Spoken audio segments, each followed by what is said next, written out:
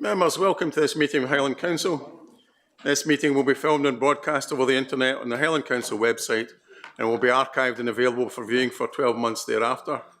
Members in the chamber should keep their mobile phones and laptops at silent, and those joining remotely should keep their microphones muted unless they're speaking in debate.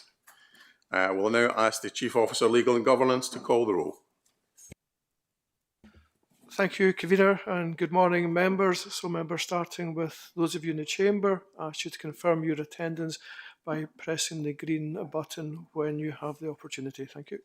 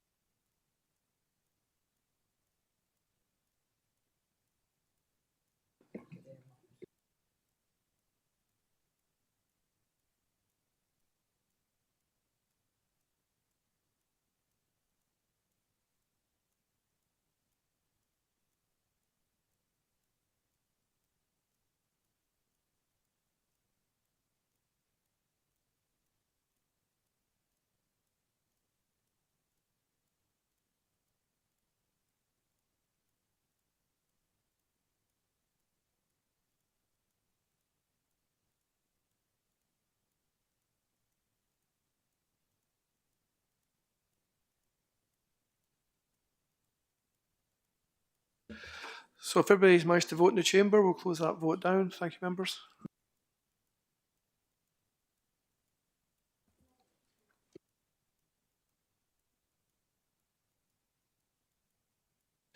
And then go around those members on Teams. Just confirm your attendance, please. And I'll start with Councillor Baldry.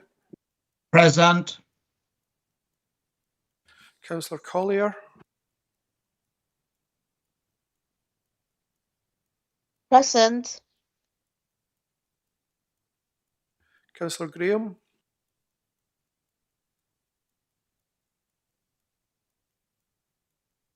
Present. Thank you. Councillor Hutchison.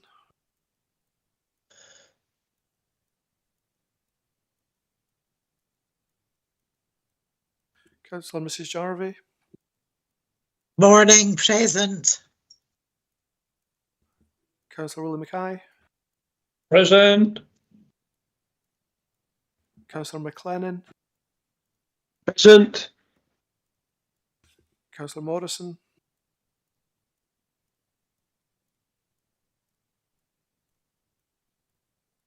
Councillor Niven. Morning, present. Sorry, there's a problem with my mute. Morning, present. Thank you, Councillor Morrison. Councillor Niven.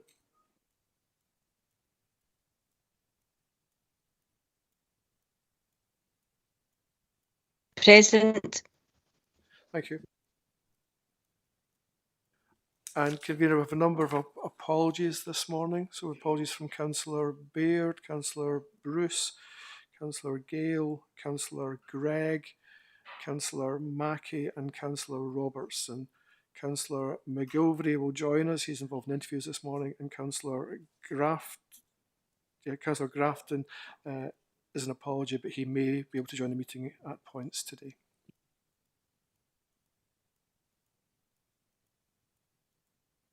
So I think Councillor Rosie may be with us online. Councillor Rosie?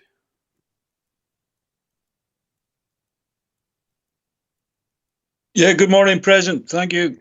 Thank you. Members, are there any non-pre-notified declarations of interest? Stuart? So I have no declarations of interest, but I have the following transparency statements. So the following members have applied the objective test, reviewed their position in relation to the items and any personal connection, and do not consider that they have an interest to declare. So in respect of item 3, Councillor Cameron, as a close family member, is a teacher at Charleston Academy, and Councillor Christie in his capacity as a non-executive director of NHS Highland. And item 4, again, Councillor Cameron, as a close family member, is a teacher at Charleston Academy, and Councillor Christie, again, in his capacity as a non-executive director of NHS Highland. Members, we now move to item 3 on your agenda.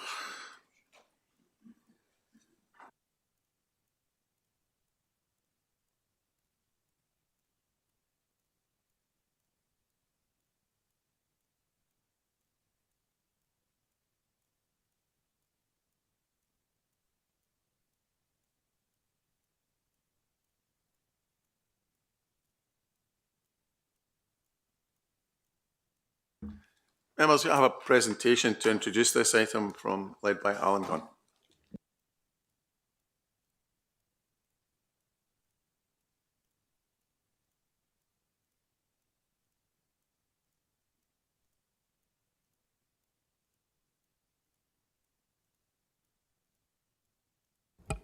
Start again.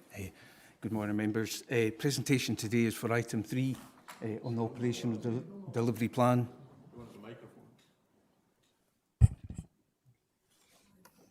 Is it? Sorry, what's on?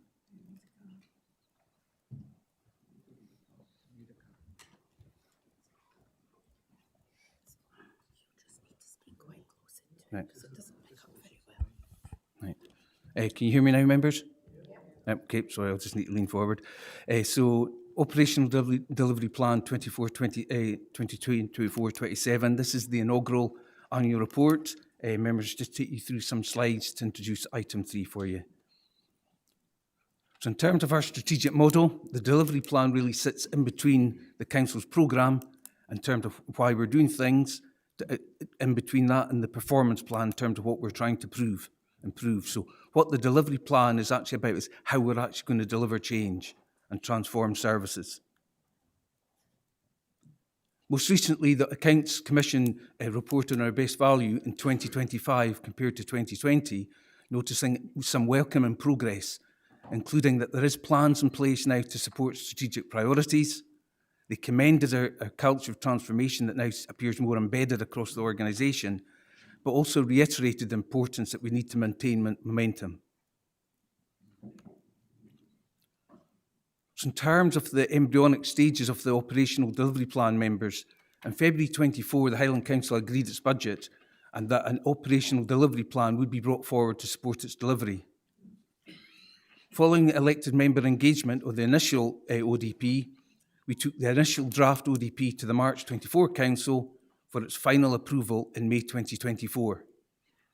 That included, members, an investment of 37 million, 20 million for adult social care, and related savings of 54 million agreed for the 3-year period 24-25 to 26-27. The approach to governance was significant and agreed, including regular updates to strategic committees, and I'll discuss that in a bit more detail later, as well as an annual report to this council meeting, such as what we have today. So our delivery plan is in 6 portfolios, and Kate, Malcolm and I have 2 portfolios each in terms of sponsors. Myself for corporate solutions and income generation, Kate for person-centred solutions and workforce of the future, and Malcolm for reconfiguring our asset base and net zero energy investment and innovation, and we're supported by various staff and project managers across the council. I mentioned earlier in terms of governance assurance, members, in terms of reporting to your good selves and to ensure transparency. But it's actually important that there was actually internal governance at an officer level as well. This is a complex programme, members. It's significant not only in its size in terms of the financial sustainability and benefits it offers, but there are so many projects involved. There's over 50, and a number of the projects are interrelated as well. So we needed to make sure we weren't only transparent, but actually the projects were working more cohesively wherever we could. So we set up what we call the CPMO, the Corporate Portfolio Management Office. Sometimes it's also referred to as a Programme Management Office. But the reality was that would ensure a consistency of reporting across the programme to the various strategic committees, because our commitment to governance, transparency and scrutiny is absolutely fundamental. Taking that further, members, we've arranged a workshop for the 23rd of May to provide you an opportunity to consider the more granular detail on some of these individual portfolios and projects, because we appreciate there's a lot involved in this. In terms of governance insurance, members, this slide is really just to detail some of the low-level stuff that we had to do behind the scenes, led through John Shepherd as Chief Officer for Business Solutions. But if I may mention, in the interest of transparency, we've made available the Council's PRMS system, Performance Risk Management System, where you can access real-time information and progress on all the projects. Excuse me. As at 12th of May, 9 members had accessed the PRMS system. That number is now 12 members are now taking the opportunity to access the system. And there is help available, members, if you wish, to guide you through to access the system. And through, I'm sure John and Dan can help you through that if you need any assistance. So, members, whilst the delivery plan does offer a variety of benefits, including transforming services, one of the key bits is delivering financial sustainability, efficiencies and savings. And this is a list of what they all are for 24-25. And draw your attention to a couple of things: the sheer size, but also an earlier slide covered that the total savings for the 3-year period was originally approved at 54 million. So more than half the savings been approved to be delivered in year 1. That was the target. So stretching targets, but that reflected the financial challenges and opportunities that the council face and our communities. The year-end forecast delivery is just that, members. It's the latest forecast. Obviously, Brian and his staff are still doing financial year-end, so these figures are subject to perhaps minor change, but these are the latest forecasted numbers that we've got against each of the projects. Presented in a different way then, members, forecast delivery is 80% in terms of, we believe that the savings we are forecast to deliver is 80% the target. It's 95% if you exclude adult social care, and we simply show that because the adult social care delivered in partnership with the NHS and the council, all other savings is very much down to the council to deliver. I mentioned about the forecasting of the numbers. These numbers are a combination of financial ledger, outturns, portfolio reporting, etc. But what's really important is they all go through the finance office before they come here. You've got that added scrutiny both internally as well as transparent reporting. I'd mentioned, members, that there's 6 portfolios. What the next couple of slides show is really the savings, but at a portfolio level. And I thought they're perhaps useful information, but also to inform the workshop for the 23rd of May. And obviously there's varying savings targets across the portfolios and various performances as detailed on the right-hand side. I have included there, hopefully you can see it excludes some money for council tax and non-domestic rates, what's called BRS, Business Rates Incentivisation Scheme. That's 2 additional income generations, members, that's not included income generation because it's not technically part of the delivery plan. But through work, through officers led by Sheila's team, the latest outturns that we've collected about 1 million more than what we thought in advance of budget and council tax. And our non-domestic rate collection compared to other authorities are that bit better too. And as a result of that, funded by the Scottish Government, there's an extra 350,000 coming our way, which will debit or credit the 24-25 accounts. So there's a lot of money in there in terms of income generation. This slide is the same slide, except what it does show it is the 80% target. This includes adult social care. So for person-centred solutions, for example, about 3.5 million savings have been delivered within that portfolio against a target of 7.9, working with our colleagues in the NHS.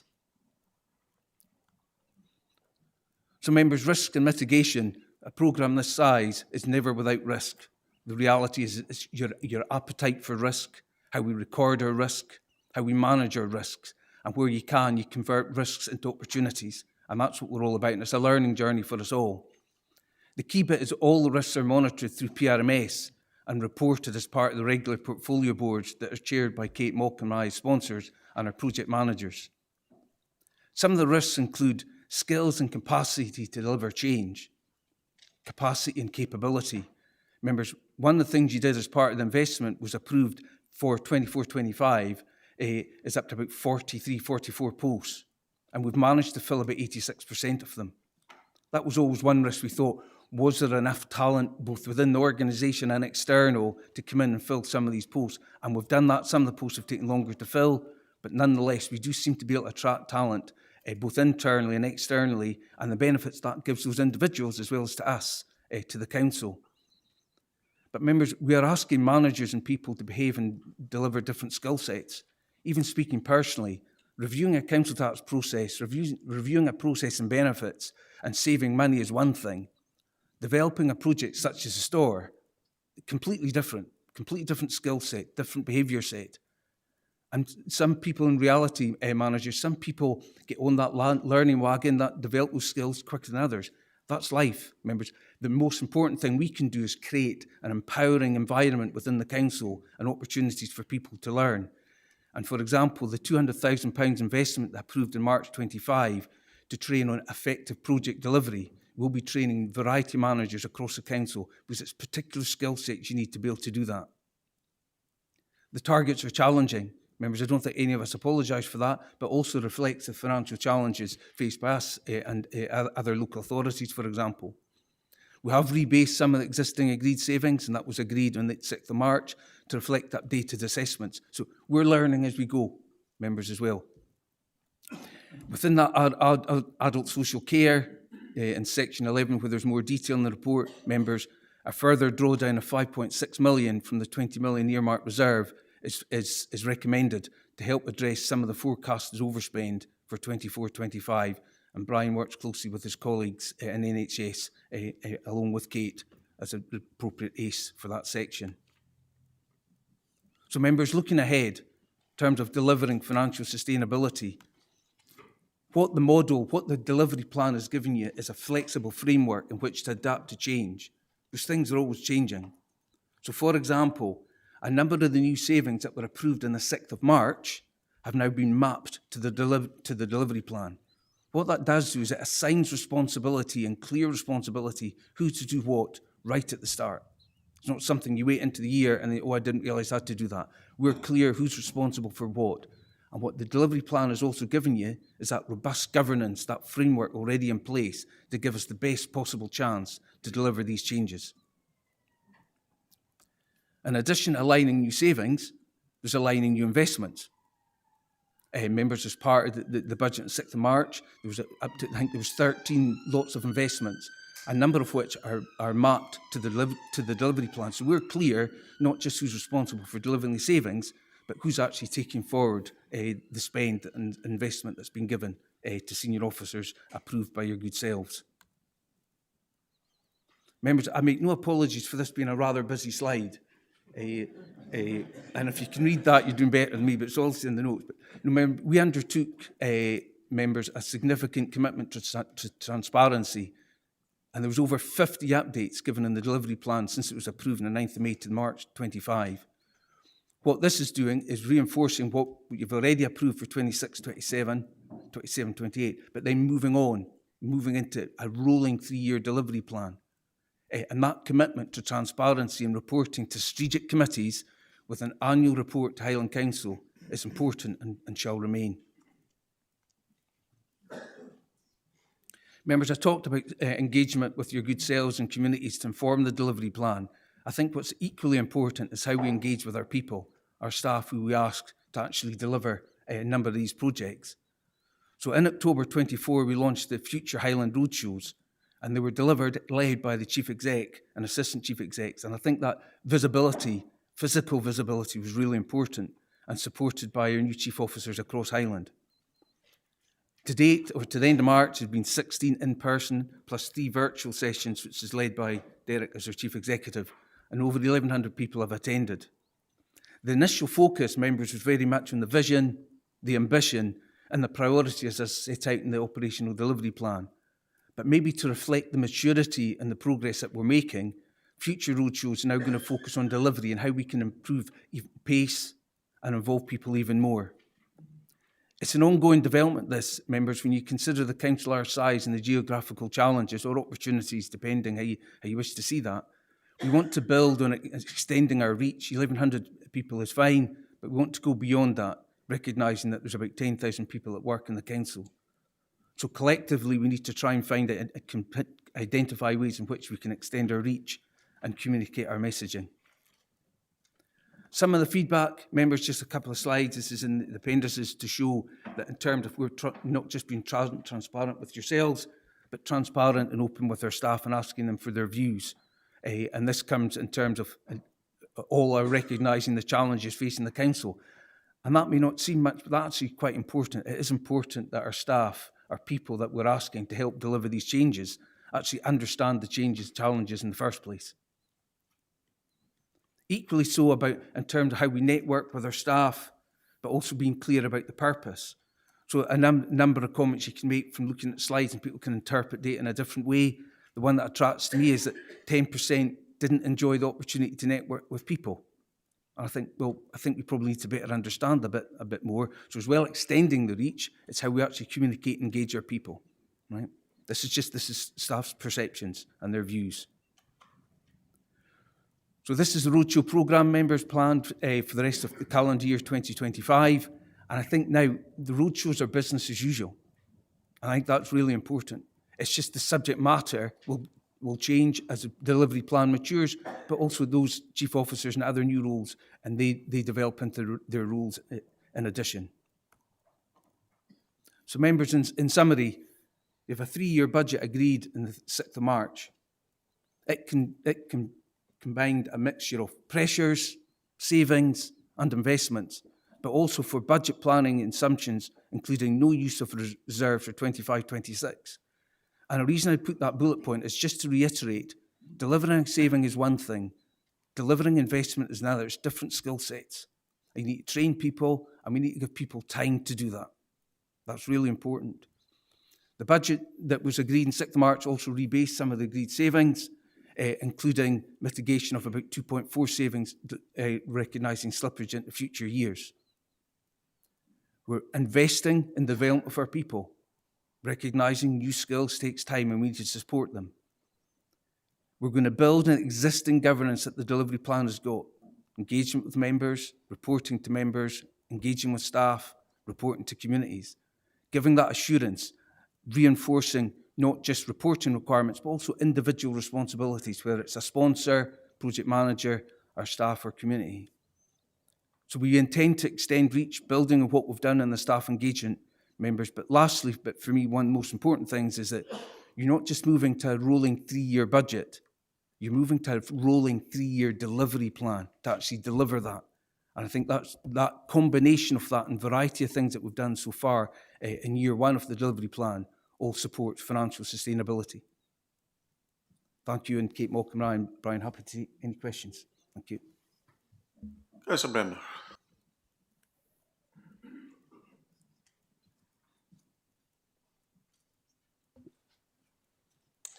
Thank you, Convener. Before I address the report, I would like to move the recommendations, and I believe that Councillor Morvan Reid is happy to second. Convener, I welcome this report, which details the progress being made with the Council's operational delivery plan. The operational plan is part of a portfolio of plans which are in place following proposals brought forward by the administration, fully debated and informed by members and agreed at Council. The plan set out what we want to do to shape the forward vision that we have, what we are going to do, why we are doing it, and how we're going to deliver it. I'd like to thank members for their involvement and their engagement to date throughout the the decision-making process, and for providing robust scrutiny of progress through the strategic committees. The report's a good example of where members have discussed and agreed a comprehensive and critical plan to deliver services for our communities and support financial sustainability. I also think that the plan is a good example of where officers and their partners, for instance the NHS, are supported and empowered to deliver. And as highlighted in the report, governance, scrutiny and transparency, it's evidenced through the portfolio boards chaired by senior officers and by members through strategic committees in council. Members also have access to real-time progress of all projects through the council's PRMS system. If you've been on it, you will see exactly how you can follow and receive bang up-to-date reports in terms of the operational delivery plan. Long-term financial stability, sustainable service delivery and affordability is what we're aiming to achieve to enable continuous improvements to service delivery for our Highland area. This report is a positive step in the right direction, highlighting the importance of good value systems and processes, such as we see in procurement and in income generation.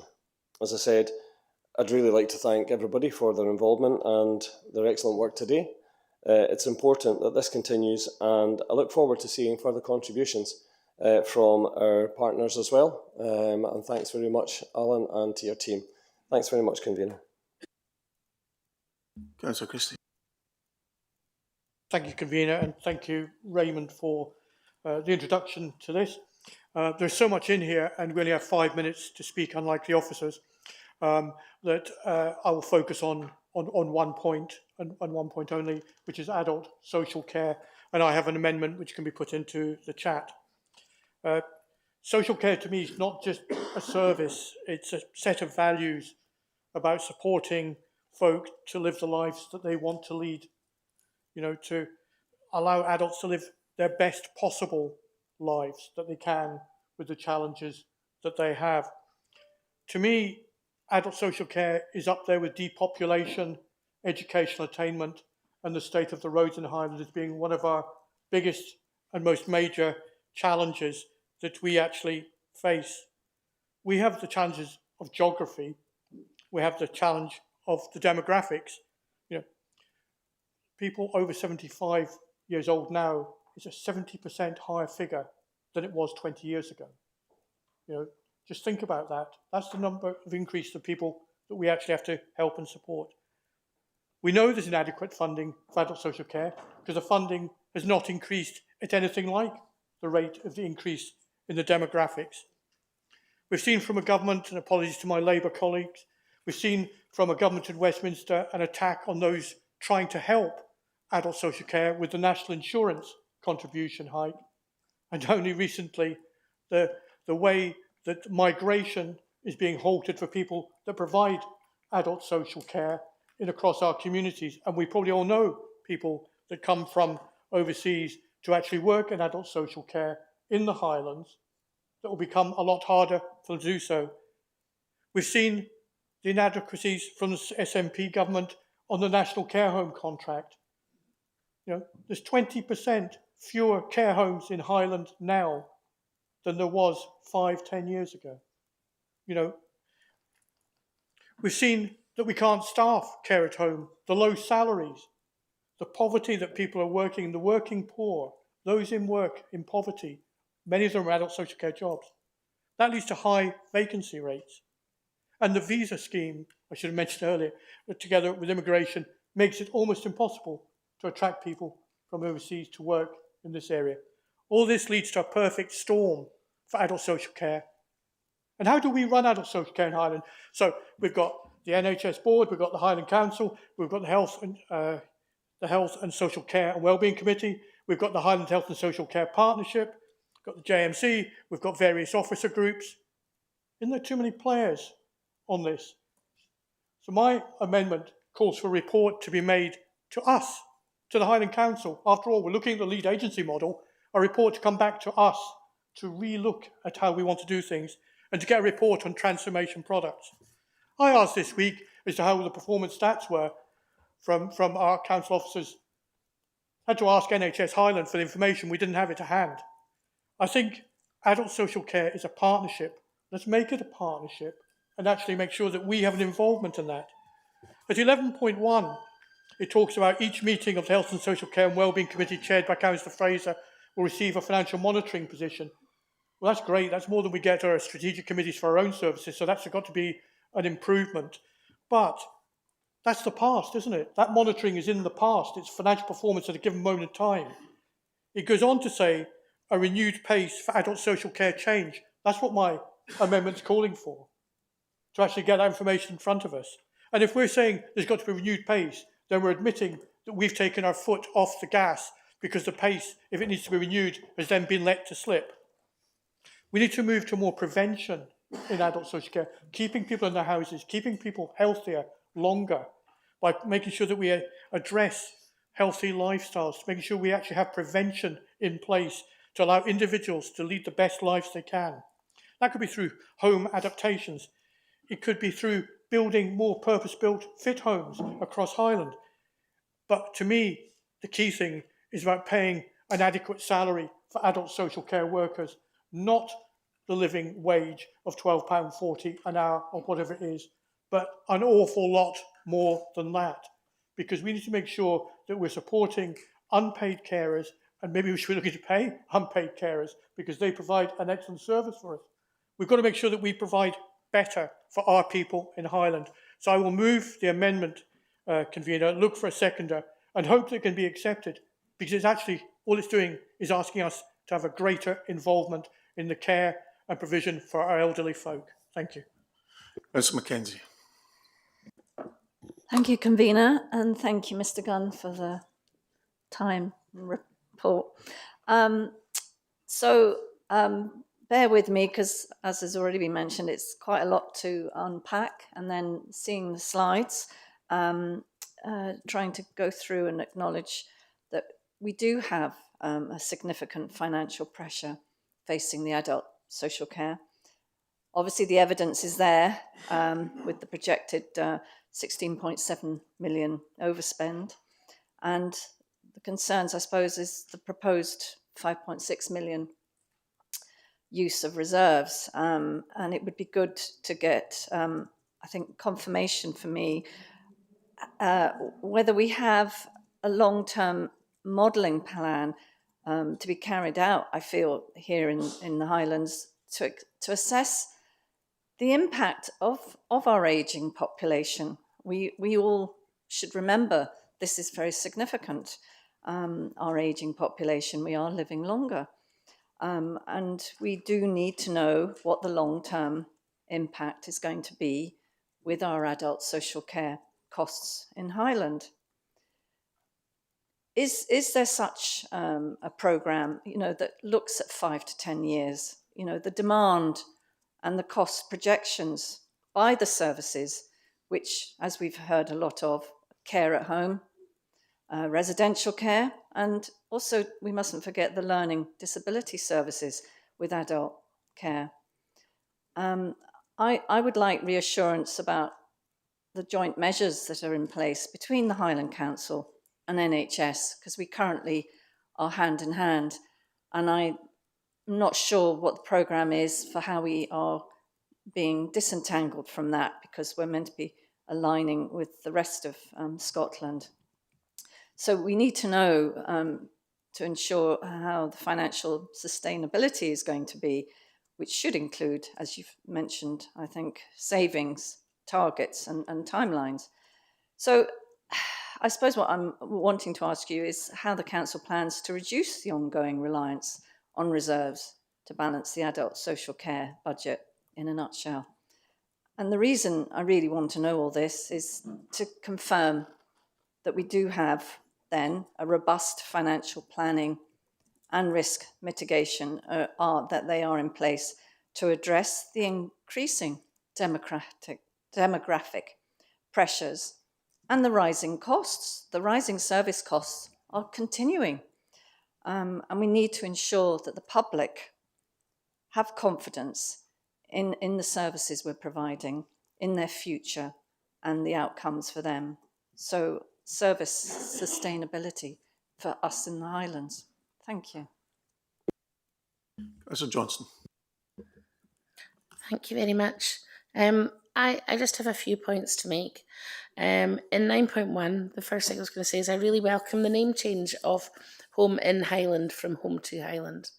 I think that represents a massive shift in our attitude to young people having placements and care out of area, and I think that gives them the best chance of a strong and stable future staying within their community and as close to the people and the structures as they know as possible.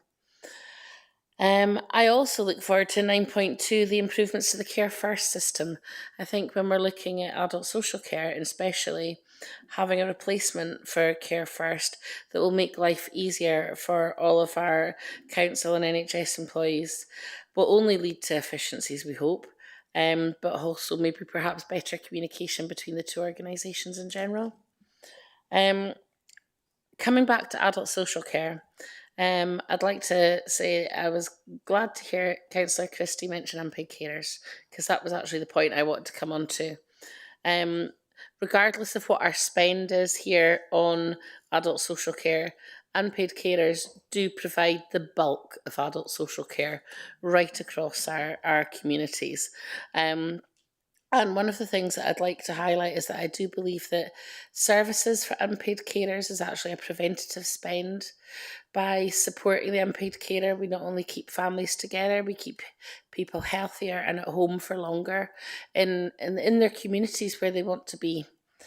I would also like to say that I do think that there is preventative spends that we could look at that between ourselves and the NHS that would make a massive difference, whether that be the reintroduction of daycare services, the reintroduction of traditional respite, looking at ways to keep our older population engaged and active in their communities will only keep them healthier.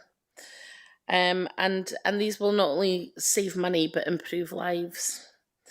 And my last point was in 9.7, I couldn't sit here as a Black Isle member and not champion Shannonry Point as a way of income generation and looking at not only having a visitor experience but also looking at local jobs facilities and championing and highlighting the beauty of the Black Isle. So thank you very much.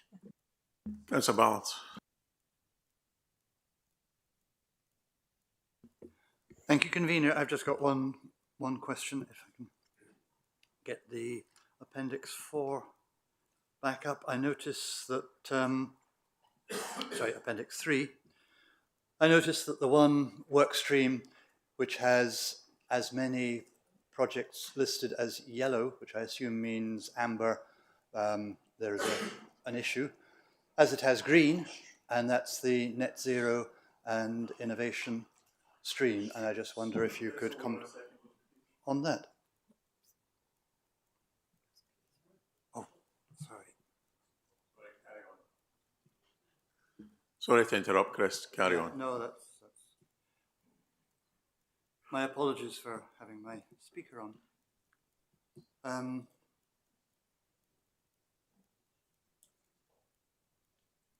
I don't think the problem was you, Chris. Oh, was it not? My speaker was on, so I was also a problem. Yeah, the Appendix 3, the one issue which seems to have more projects listed as amber with a problem than green is the Net Zero Energy Investment and Innovation Programme, and I just wonder if I could have some comments on whether there are delays there, what the delays are, and whether you are expecting that one to be all green within the next few months. Thanks.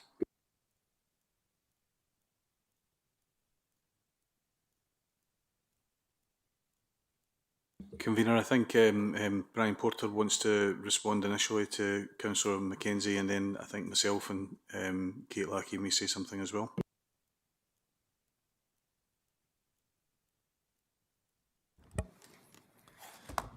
Thank you.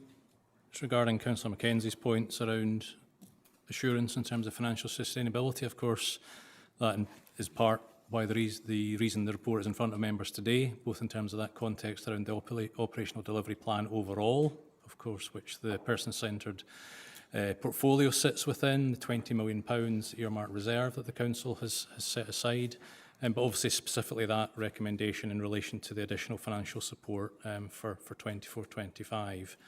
I think through the delivery plan, through that portfolio board reporting, there's obviously, and Alan outlined much of that in the overarching sense, but specifically in terms of adult social care, we have dedicated programme management resource focused on change and transformation within adult social care. We have significant joint working between the two organisations to move that forward. I don't think anybody underestimates the challenge of delivering that change. Again, that is one of the reasons for, I'm sure, the point you've made, recognition of financial challenges that are there. The £20 million, there's still estimated to be around £12 million of that still available at the end of 24-25 to support that future programme of change and transformation. And within the report in front of you today, one of the points that's made in there, obviously, is to further enhance the information that will be available to elected members, that future reports to our own Health Social Care Committee will also see some additional detail in terms of a replication of NHS's own internal reporting, i.e. to make sure that members are well cited on what that adult social care position is. So there's a range of activity in place, both around governance assurance, but obviously around that transformation activity. But again, as I've said before, clearly one of the reasons the report is here is, there is a challenge in making that change. There is a real need to try and increase the pace of that, and that's what very much I think at the officer level I can comment that the organisations on both sides are very much focused on. Yeah, so just on the sort of governance side, Councillor Mackenzie, and the broader points you make about the need for transformation. Okay, yeah. So I suppose the first thing to say is the situation of the delivery plan was all around the transformation required, which I think you've eloquently described. We know that the balance of care in Highlands is lower than other parts of the country. You're more likely, if you're elderly, to end up in a care institution in the Highlands than other parts of the country, and that can disconnect you from your family and community. And the whole point of the adult care strategy was to transform that picture over time, but to understand how challenging that was to do. The delivery plan locks in the adult social care strategy, of course, and draws on it. And obviously the funding for transformation associated with that was to enable things to be brought forward. I suppose just in terms of the governance and some of the reassurance that you sought, obviously the adult social care strategy is reported into our Health and Social Care Committee.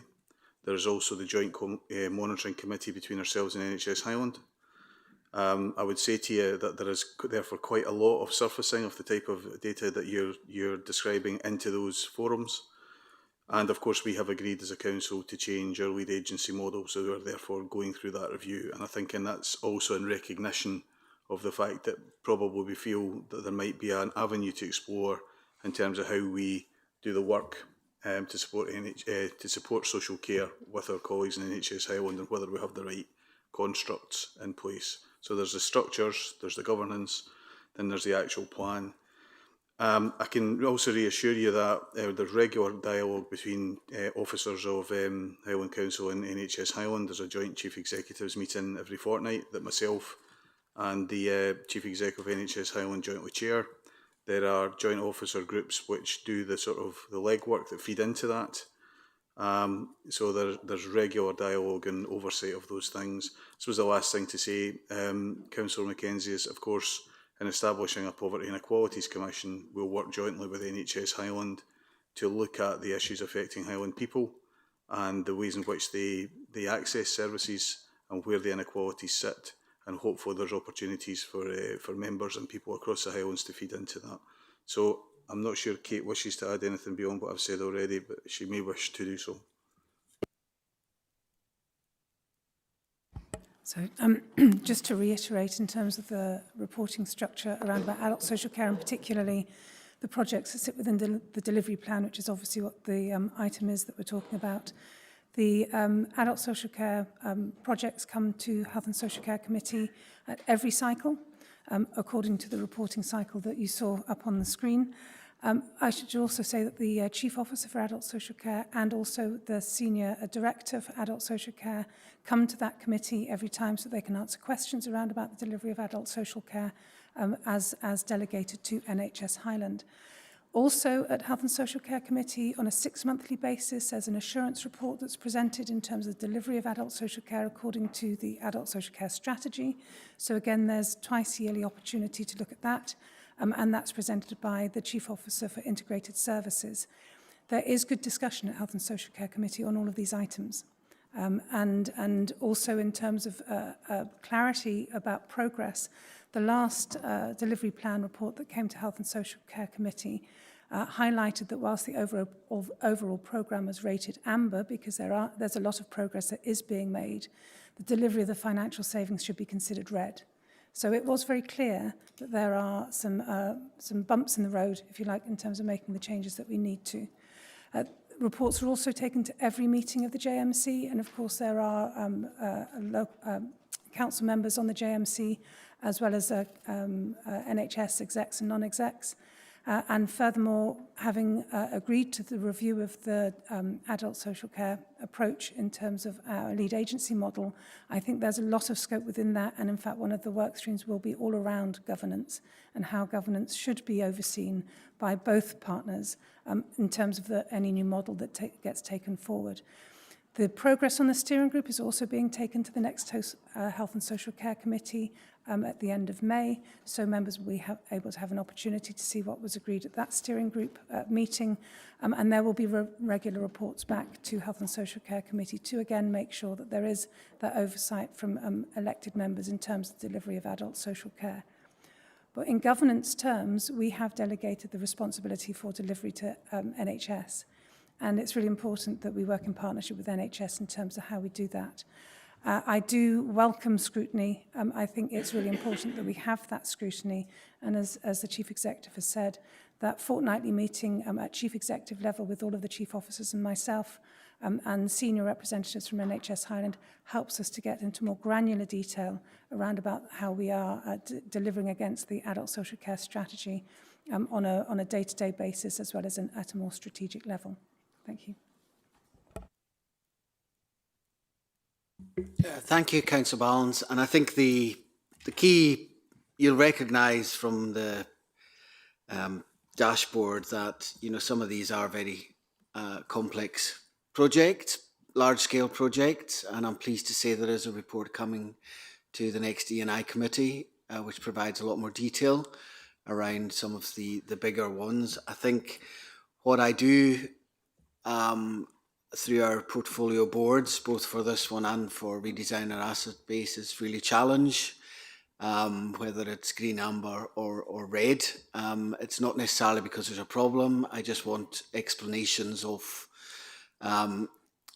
exactly what the kinds of slippage are. So just to give you some comfort that, that the way I see this is amber is not necessarily a problem. Red is a problem. Amber is just where we need to provide more scrutiny to make sure that resources put into where we need to support the team.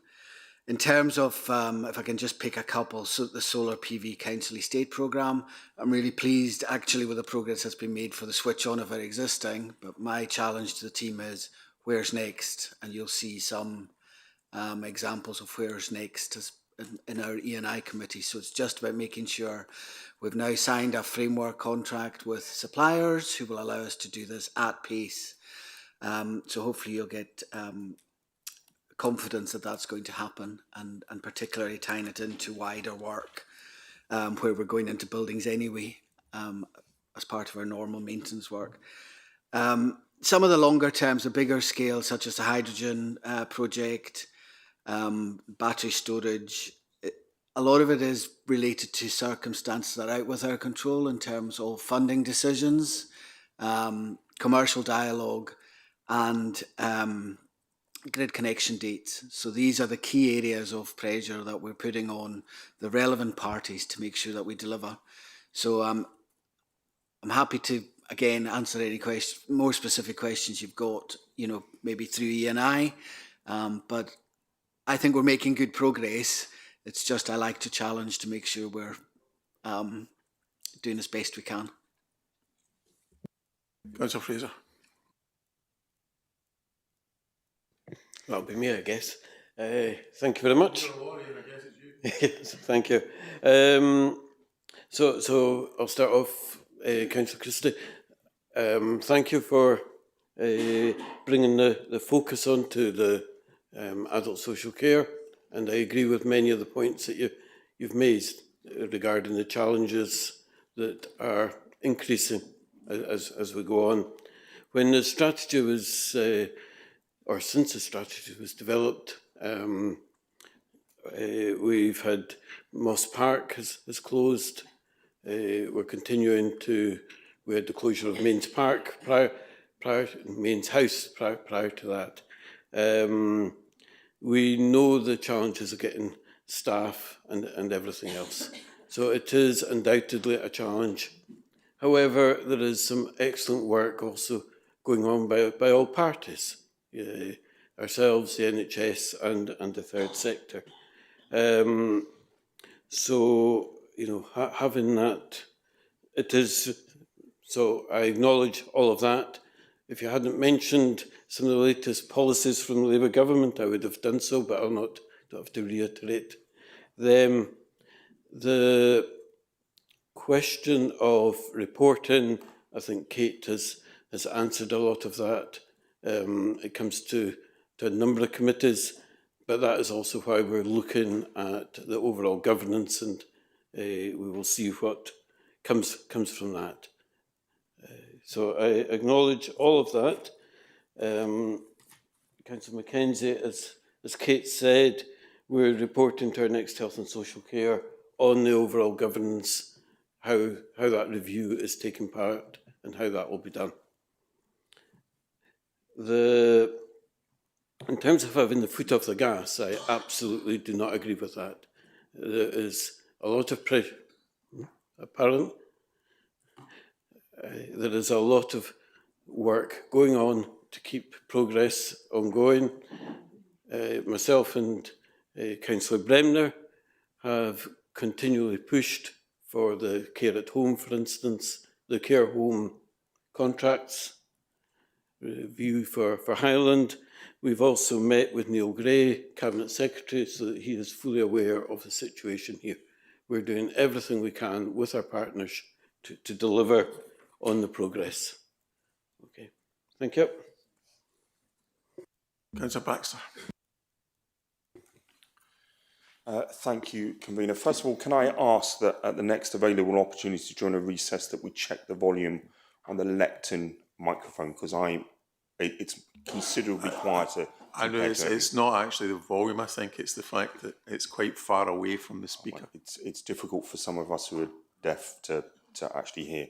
And secondly, I would like to second Councillor Christie's amendment to this report and follow up with some of the comments that he's made. I realise that it's somewhat early for officers to make a full assessment on the announcement made by the government this week in the change of tack on immigration policy. But it would be useful to know what their initial assessment of NHS Highland and Highland Council is of the likely additional financial pressures and the considerable risk that will bring to what Mr Gunn outlined earlier to the adult social care budget, and the likelihood that the NHS Highland will have to come to Highland Council and negotiate additional funds to deal with the outcome of that announcement, and certainly when the policy becomes clearer from the government. At the last Highland Council meeting, I welcomed the announcement that there would be a pilot project and study in Le Carber over adult social care. And I made the point about involving local members, but more importantly, the local community, and we still await that. So it's appeal to Councillor Fraser to make sure that that happens, particularly that we're working with organisations like Aram in Strontian, and I know you've taken an interest in what they're doing on the peninsula, Councillor Fraser, because they are desperate to find innovative solutions to dealing with the adult social care problem in rural areas, and they have the skill and expertise to deliver projects that benefit the public sector. And many of them were involved in the creation of the new primary school in Strontian that has been a success and a benefit to the council. So please, I urge you to make sure that early contact is made with organisations like that. And also that we, as part of that process, take consideration of the recommendations that came out of Angus MacDonald's social care report for the Highlands, which had a lot of input from both NHS Highland and the independent care sector, and the need to look seriously at the creation of a new network of care home facilities that also include accommodation for our social care workforce. Thank you. Councillor Finlayson. Thank you, Convener. And can I thank officers for this report and also the presentation, which I think was really useful. And I like the why, how, what approach as part of the strategic model, because I think it does give members some additionality in terms of understanding. I think it's also important that we continue to bring the reports to full council and, of course, to strategic committees.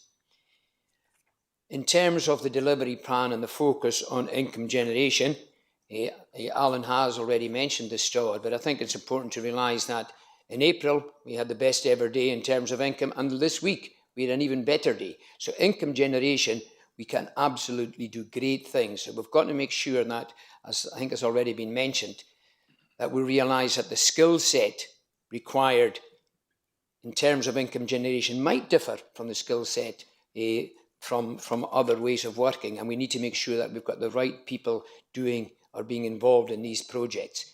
But more importantly, we've got to make sure that we've got community buy-in and engagement, and also member engagement.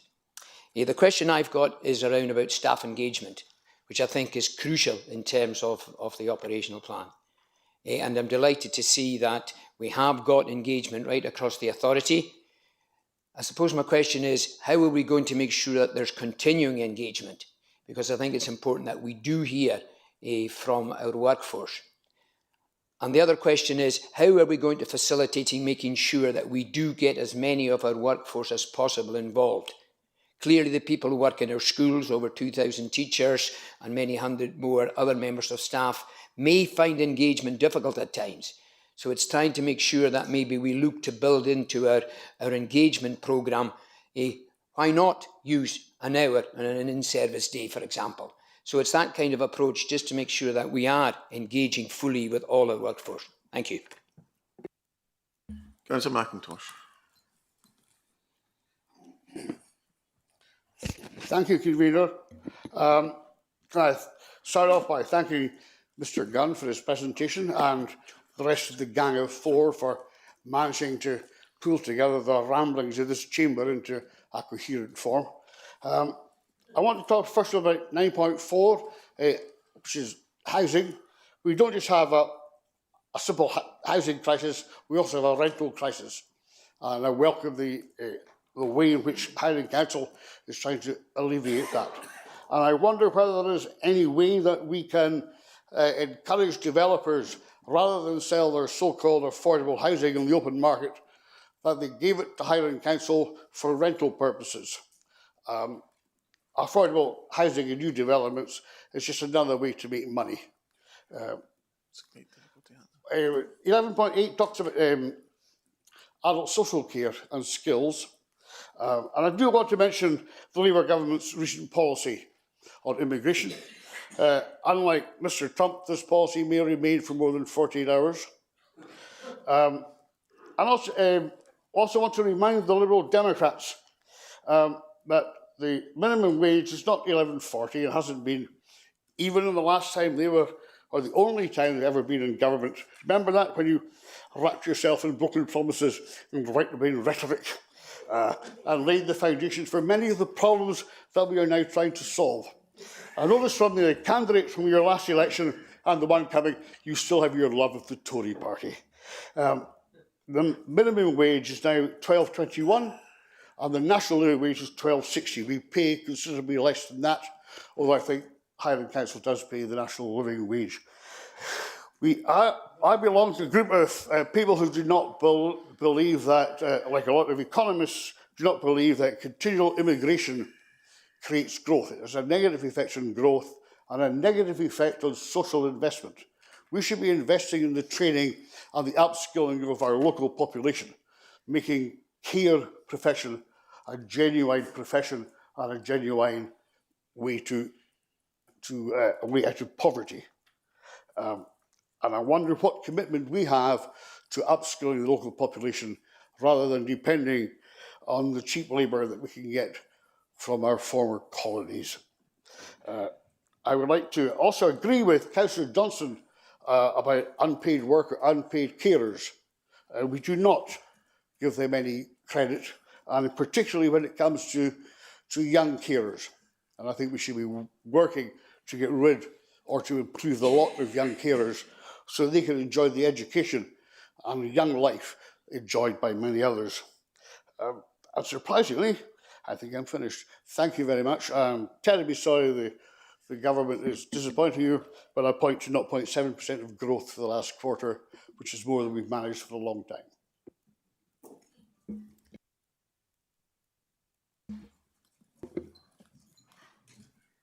Thank you, Convener, and thanks to the members who preceded me for an entertaining series of contributions as ever.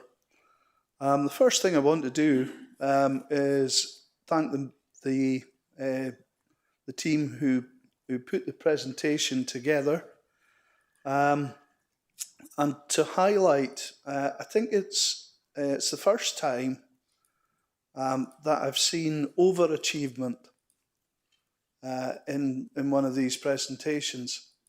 So in terms of income generation, we actually achieved more than we'd set out to.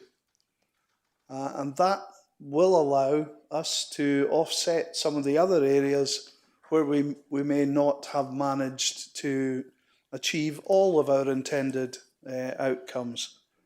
So thanks for the presentation, and thanks to all of the officers for their effort in making the delivery possible on the plan that was set out. Setting plans is one thing. Getting the delivery done is a very different thing. So thanks for that. I did want to address some of the issues that have been raised. I think that there is a commonality to them. So I think in social care there are clearly difficulties with staff recruitment and retention. There are problems with energy costs. There are problems with the cost of food. There are problems from the increase in taxation, the NIC contributions. All of those have a common root. None of them are decisions that have been made in Scotland. They're all decisions that have been made at Westminster by successive governments.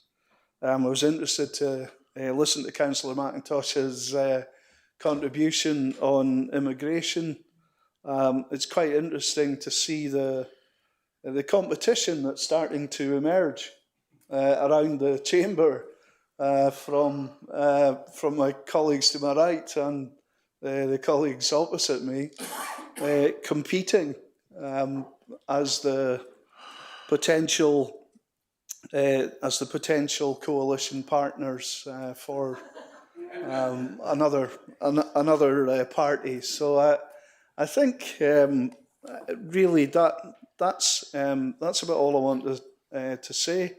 We've got a series of really serious problems that need to be addressed, and it's very difficult to see how the direction of travel that's been adopted can really help to address any of these problems.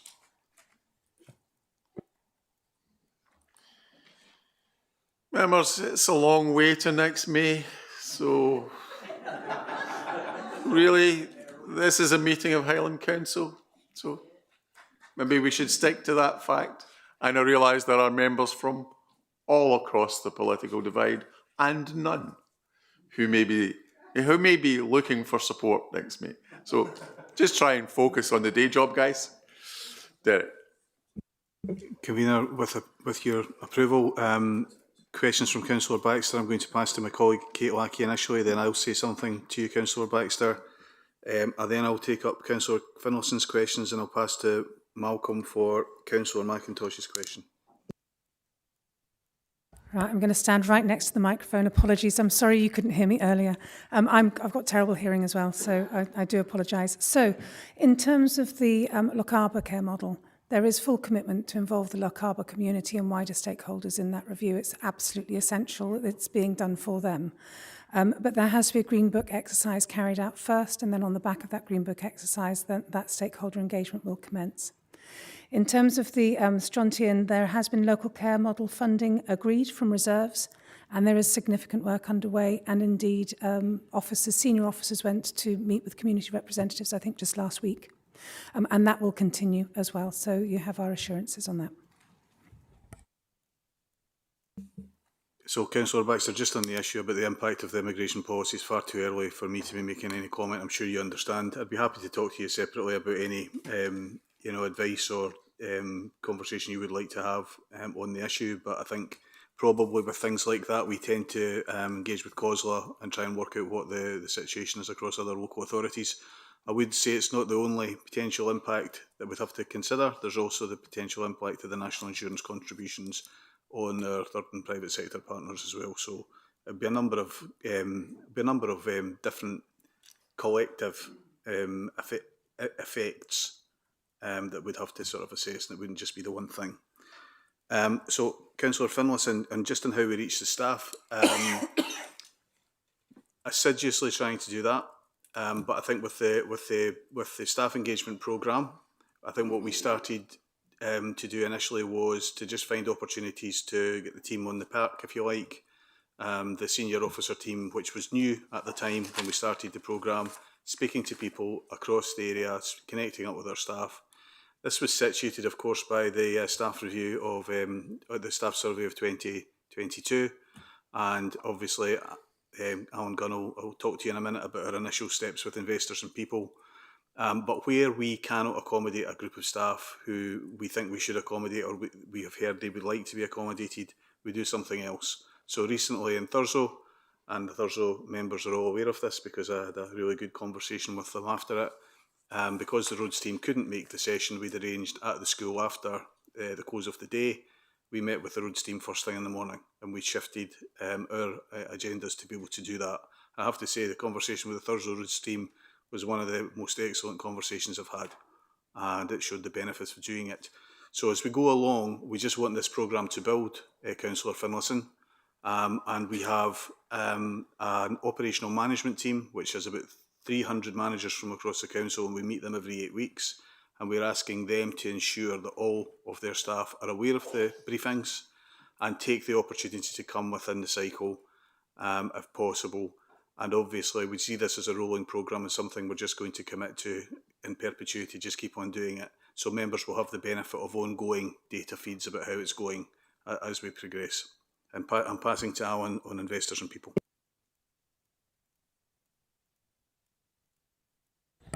Thank you, Derek. Yeah, Councillor Finlayson, you may be aware there's a project in the Corporate Solutions portfolio called Investors and People to roll it out across the council. We've started the pilot in the Chief Officer for Legal and Governance section, and then that will be rolled out in full across the rest of the corporate cluster, and then rolled out to people in place thereafter. I'm pleased to say the response rate is nearly 80% for staff engagement. But it's not just engaging with staff members, it's listening to them and then engaging with them in terms of what their feedback is, all done with strict confidentiality from the staff, because it will be an external provider receiving the surveys and passing comment and reports to the senior officers. The key bit though, members, that should just be the first step. Various other steps include ongoing engagement as to how collectively we can make the workplace better and they can create better opportunities for them and also for us, for the greater good. So it's quite exciting. I'm really pleased, and thanks Stuart personally for what he's done working with HR colleagues thus far. And if that commitment is replicated across the rest of the Council, the rollout of IIP will be a success. Thank you. And thank you.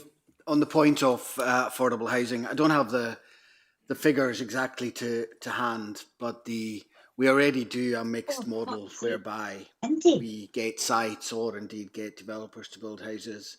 The reality is that there's actually a huge benefit from a financial and a community point of view where the different types of tenures are delivered together, and they also help with opening up sites that might take a very long time to do. I think in the terms of the dealing with the housing challenge, we are looking at different, continuing to look at different models of doing things. So I think you will see, given the target we've got of an additional 12,000 houses over the next 10 years, you will see very different types of models of delivery, and hopefully that'll go some way to managing your concerns. Councillor McLean. Thank you, Convener. And I agree with Councillor Alistair Christie. There is an awful lot in this one item just to spend 5 minutes on. And I suppose that's a way to stop us repeating what's already been said, Convener. So on that, I would like to say that I completely understand how challenging this whole role is. And if you see what's in this, what the Council covers is immense. And there are so many different aspects to it. Some are moving forward faster than others.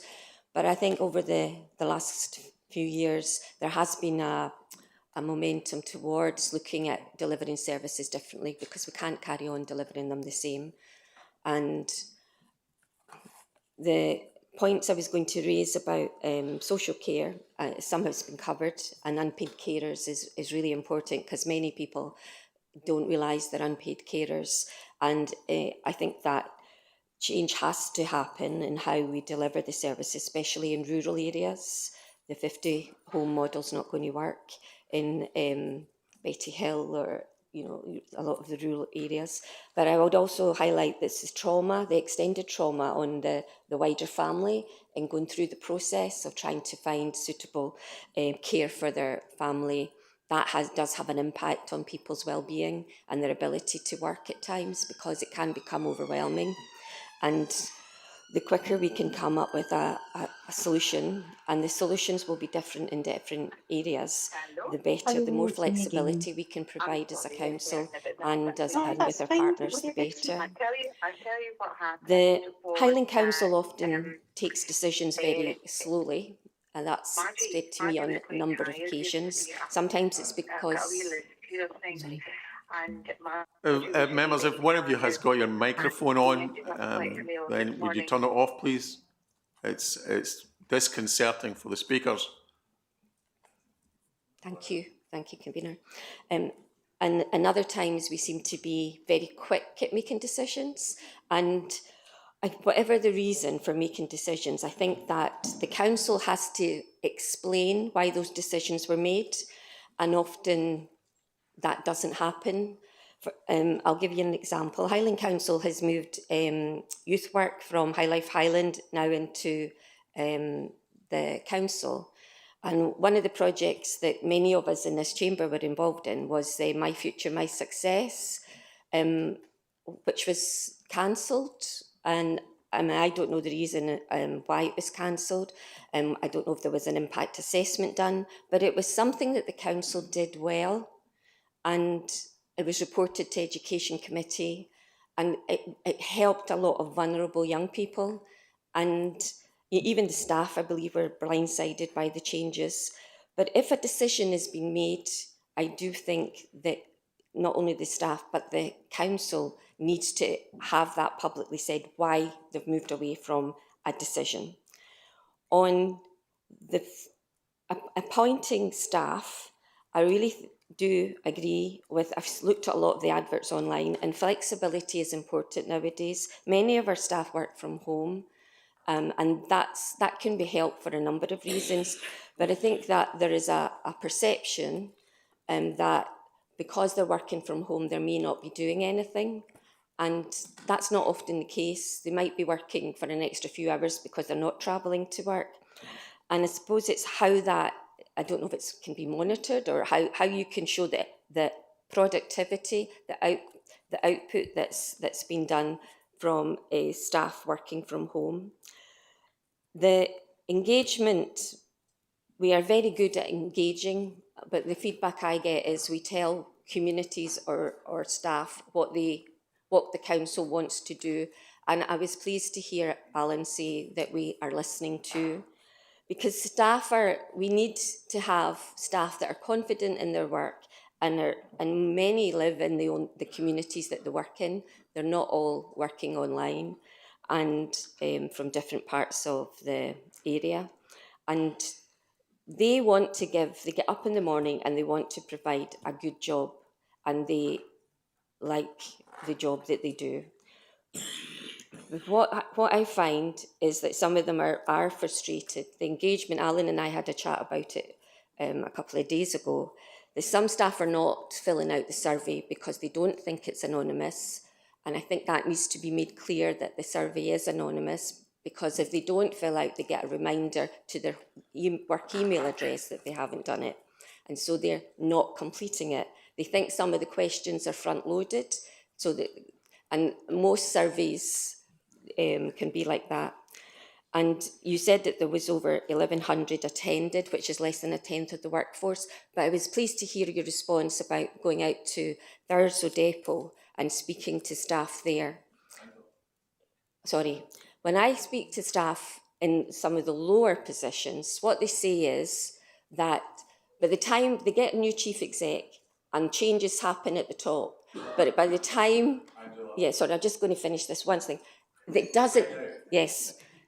They don't need to worry because their job's not going to change. Right.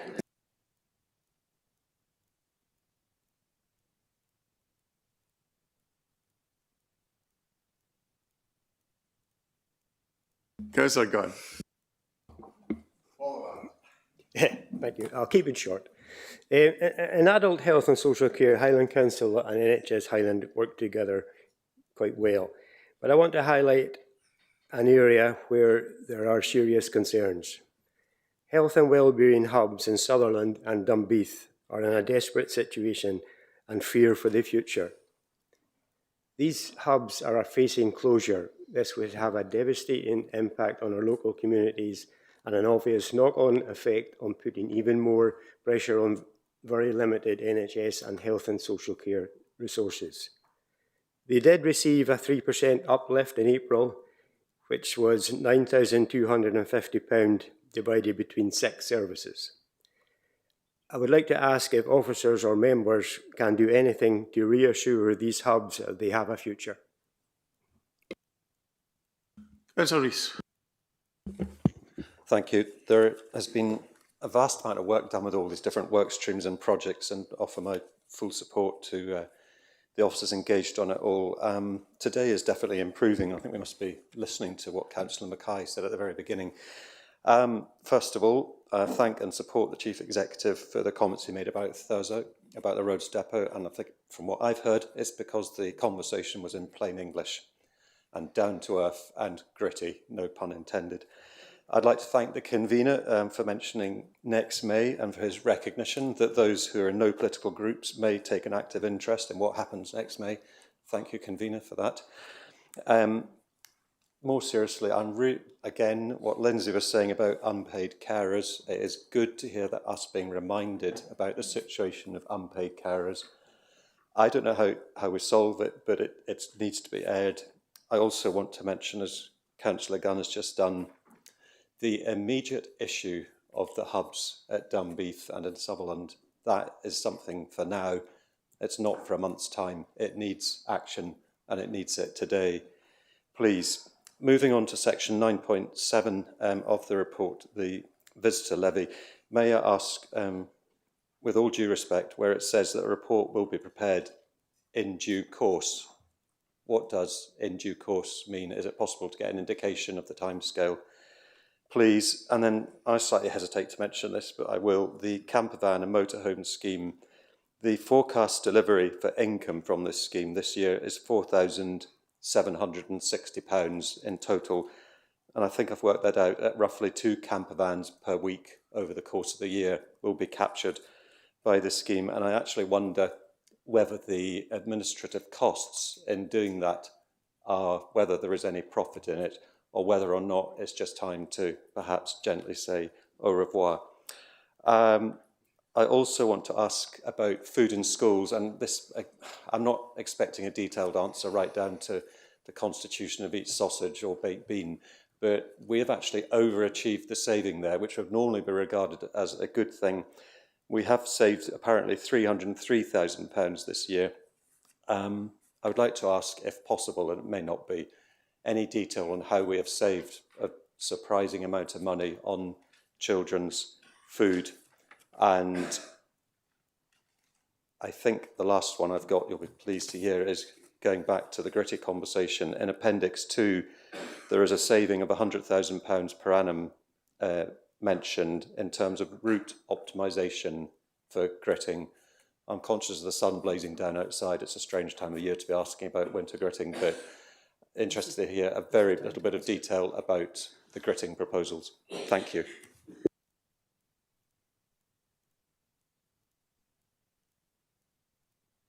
Councillor McHugh, in fact, I've got 3 speakers left. The last one will be Councillor Stewart. Thank you, Chair, and thank you for the report. It is quite a lot to take in. My colleagues in Caithness have spoken about the Dunbeat and Sutherland Care Hub, and it really is in dire needs of assistance. The care these hubs give to the local communities up there is absolutely tremendous. But overall, the adult social care services in the Highland is in crisis. We have to admit it's in crisis. We can't get carers, we can't get care at home, and that leads on to the bed blocking in hospitals. The carers in remote areas don't get the travel time to go out to these remote areas, so that means they refuse to go to people in remote areas, and the families can't get pay carers to go out there either through the STD service. So it is in crisis. So instead of the brakes going on, we need to accelerate what we're going to do for carers. We need to put them on a career pathway and pay them more money. And that is the first thing we should be doing to get carers into our homes. Investors in People, I actually did Investors in People about 10 years ago. And I can tell you, I actually got a letter from Tony Blair at the time, thanking me for 2 of my best practices at the time. And it is a lot of work. I actually went into other courts and helped him get it as well, because I was the pilot for it. So it is a lot of work, and I know there's a lot of work ahead for it. I just want to know how much it's costing us, the Highland Council. Also, the PMRS, I've tried to access it about 6 times and I still can't find it. So I would like some training on that. And at 11.2, it says the timescale and process for drawdown and mechanism for monitoring and assessing has still to be formalised. Have we got any idea when that is going to be formalised? But other than that, I thank you all for being quite open with us. Thank you.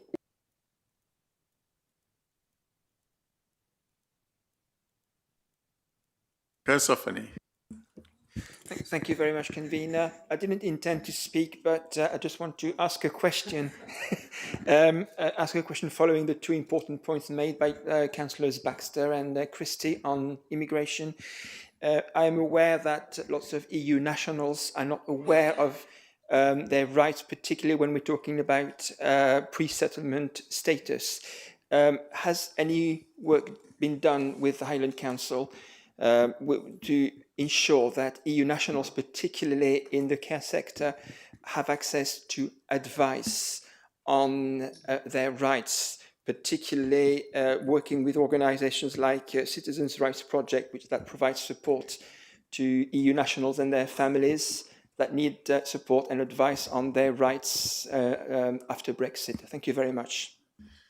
Well, I can tell you something about that, Councillor Finney, is we have regular meetings with the consular services from many, many European countries, and we've offered all of them facilities so that they can contact their own residents with particular problems they may have, be that immigration or anything else.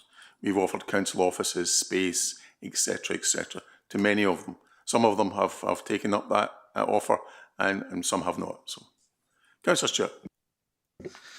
Thank you, Convener, and I'd like to start off by saying, contrary to Councillor Loudon's assertion, I think as an opposition we're working quite well. And I'm just going to start by saying I fully agree with Councillor McIntosh and his contribution regarding domestic workforce, because we all know, as well as having shortages with the care sector, we've also got shortages with housing, and immigration adds different pressures to the ones that we already face regularly within our community. So I completely agree that as a council it must be a priority for us to upskill the workers that we have here domestically at home. But going on, I won't repeat everybody's contribution, but Councillor Johnson, I think that was very valuable and welcome input to the debate. But it'd be remiss of me, after Councillor Rees had mentioned it, that the camper vans, I think seeing this in the black and white in the report is really not a good look for this council. It undermines the trust and confidence in the public that we can govern responsibly and implement these schemes. Now, there is no harm in trying new ideas. I'm all for income generation. It's much better than taxation of our hard-working Highland residents. But I think there comes a time when we say enough's enough and we need to draw a line under it. We've heard representations from our communities and from the legitimate businesses that are based in our communities, and they're saying it's bad for business, and we can see here as well it's not delivering on legitimate aims.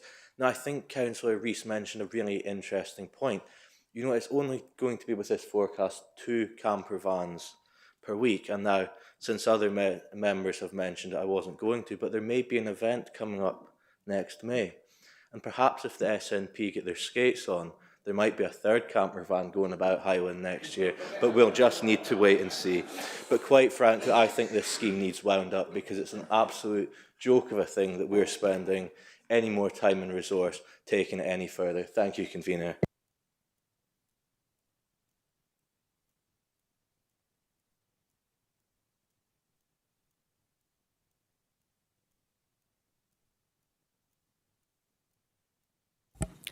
Thank you, Convener. Councillor Rees, there was a couple of questions you had on the food in schools and the camper vans, and you as well, Councillor Stewart. So the food in schools, that's additional income that we've created. We've promoted the school service during the year, secondary schools, as well as universal free school meals. There's a number of secondary students that pay for the school meals, and what we've done is promoted this service a lot better. And that income is £300,000 more than what we had budgeted and got the prior year.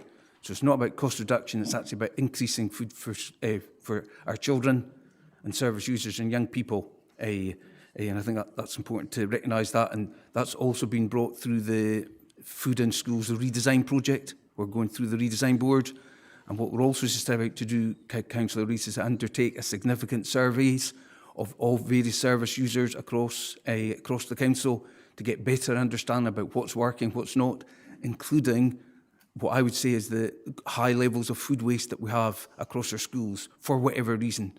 We need to better understand that, because that probably costs the council something like £750,000 a year to collect and dispose, notwithstanding we've had to buy the food in the first place. So there's opportunities in there to make the service better and more efficient, and through the redesign board we hope we can do that. In terms of the camper vans scheme, the cost to date for the scheme is £1,800, £1,800. Fraudulent slip, honestly, 1,800 is about £5,000. We don't spend any more money on it. This is what I mentioned at Corporate Resources Committee.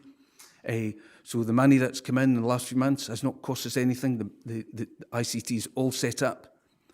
What we're looking to do, and what we've got approval through Corporate Resources, is actually improving the infrastructure to support camper van users dispose of their waste in a more appropriate way. And for that, if we can do that, that's actually then an income generation for us, for the council as well. And the way we're taking that forward, members, is officers across the council, Malcolm Service, my service, etc. We've identified opportunities, and we've taken these suggestions to the area business meetings to seek local members' input. Most of them have remained on track to continue to be delivered, and we will continue to engage with local members and they will help shape where we can put these new services in. And I repeat, for that, that's an income generation opportunity for the council, funded by funding and approval that you've already done. So I think that's important. Thank you.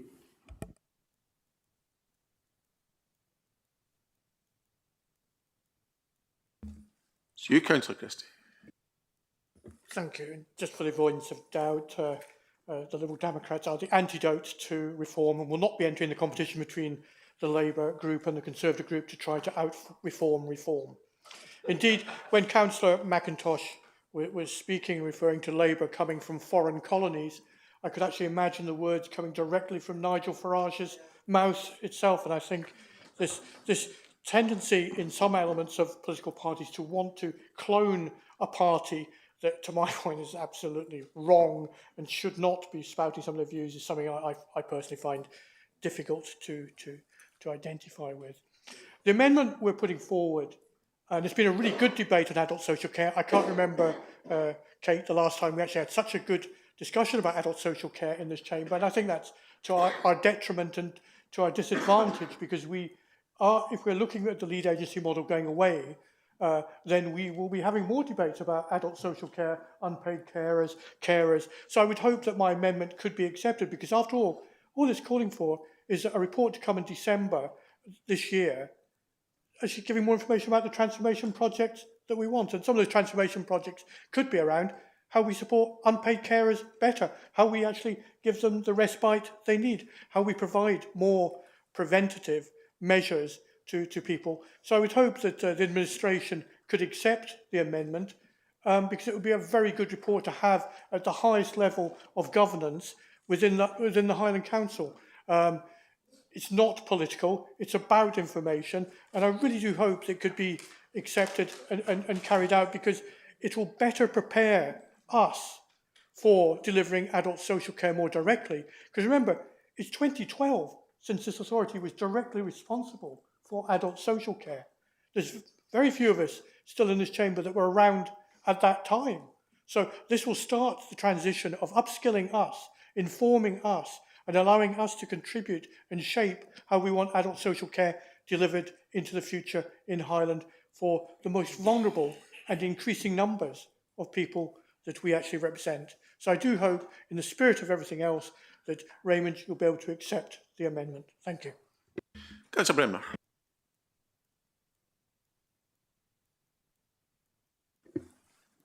Thanks very much, and thanks very much, Councillor Christie, for your contributions, along with all the other members as well.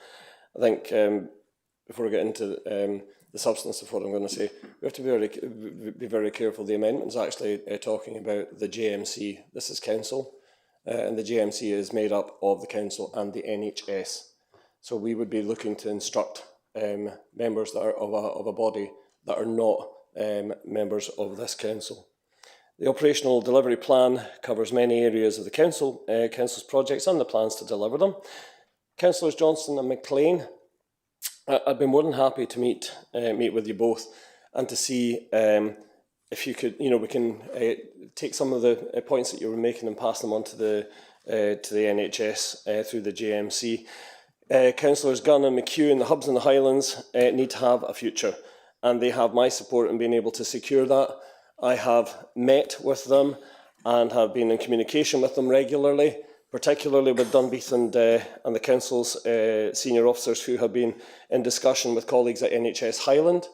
And I know, just in the past couple of days, I believe that David Park at the NHS is going to be meeting with them next week to move issues forward.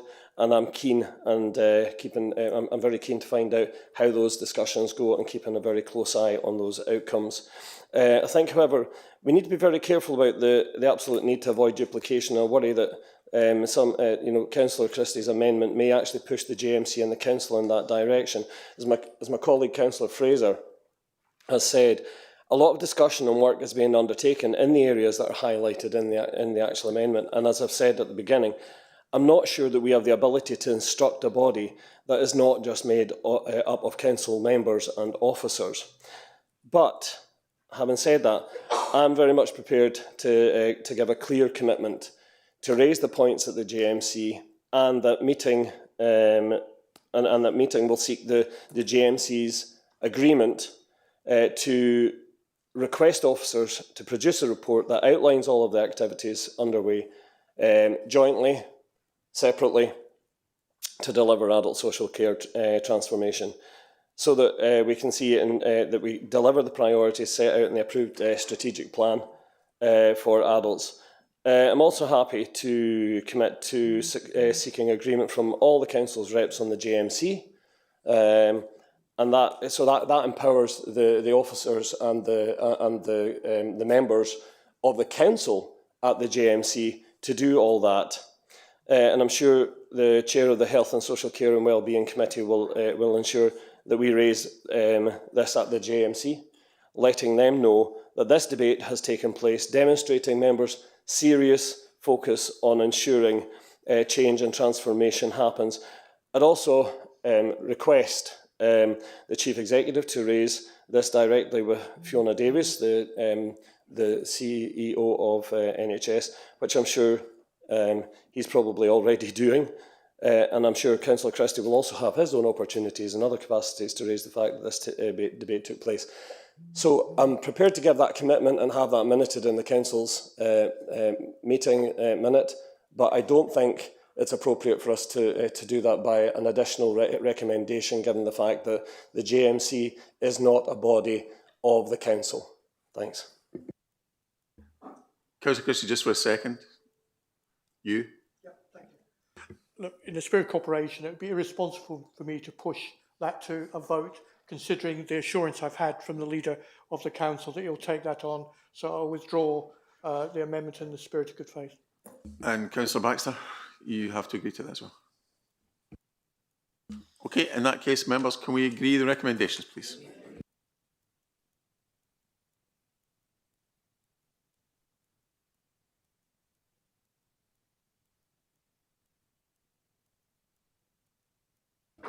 Members, item 4 on your agenda is the Highland Investment Plan.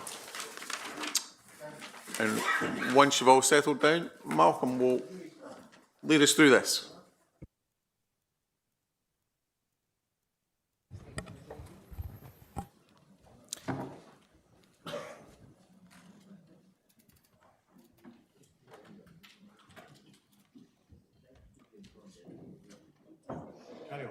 I'm just waiting for the...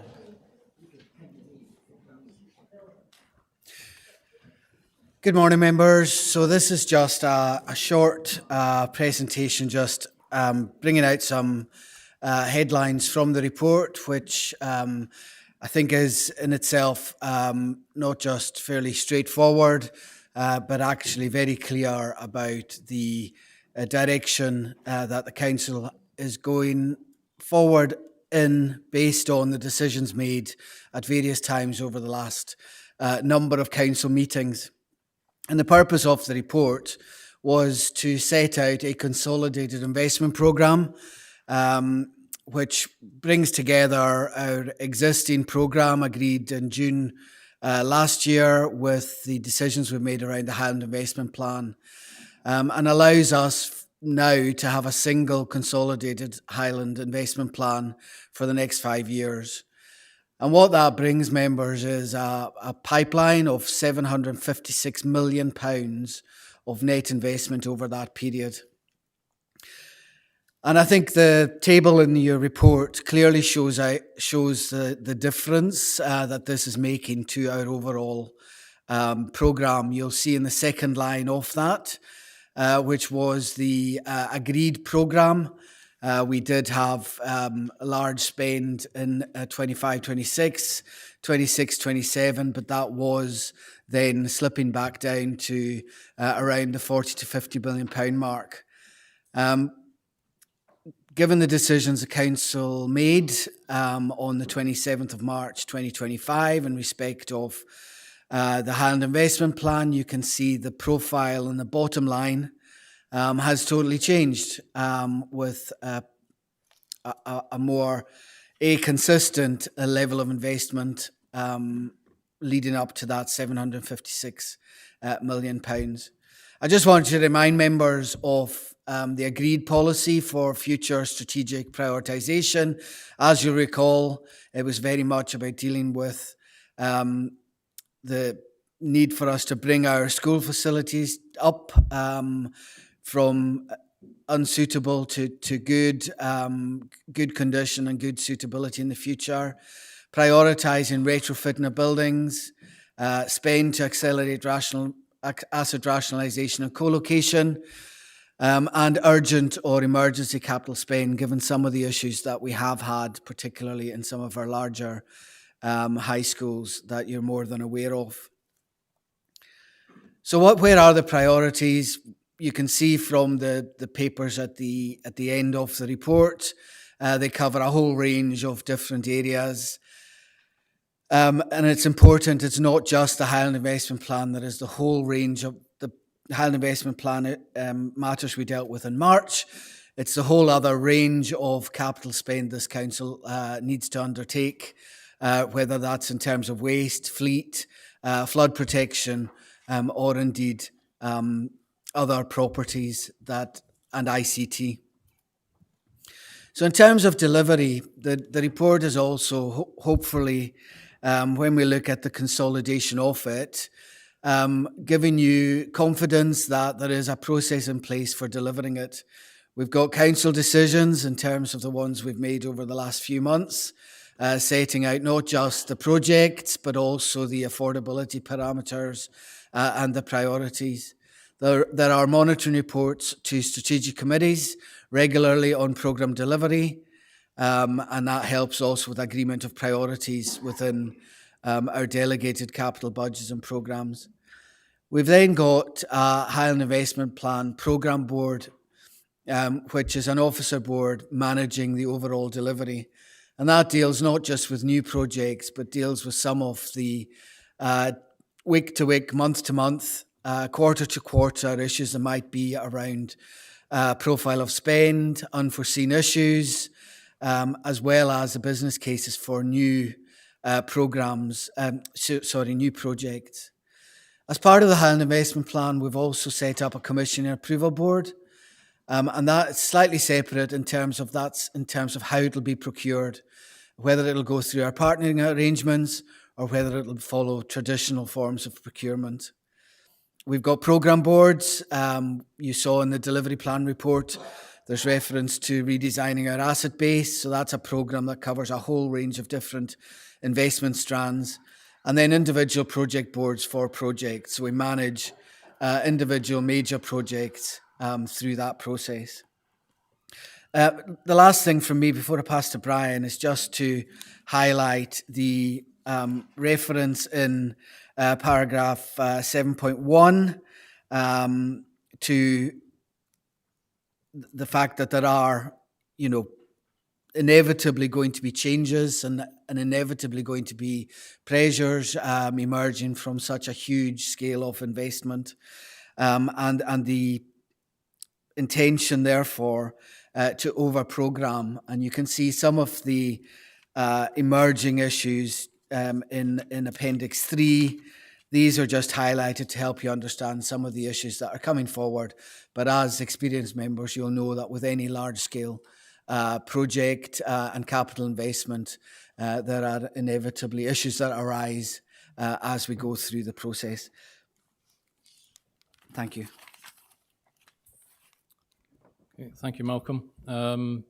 This last slide from me is really just picking up on that final point that Malcolm's made. So obviously the report in front of you highlights a few emerging or quantified pressure areas within the capital programme. I think a key point within the report, a key point certainly from my perspective, obviously, is the need to operate within the financial parameters the Council has agreed.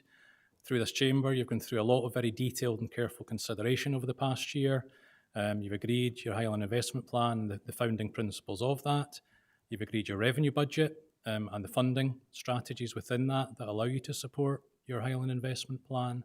You've agreed your Treasury strategy, which gives you that overarching framework and assurance around how you'll control and monitor your capital investment. And obviously, you have in turn then agreed your respective priorities. So that whole body of work is what has led to that £756 million within the report. Where there are pressures, they need to be managed within that funding envelope. For the Council to remain within the affordability parameters you've set, the task for us as officers collectively, is to manage. So you'll note within the report, well, yes, there are some emerging funding pressures.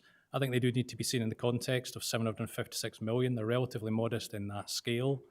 Malcolm's referenced over-programming. So just to be clear for members what we mean by that, we have seen, obviously, with the level of capital investment there is, there's been some slippage historically.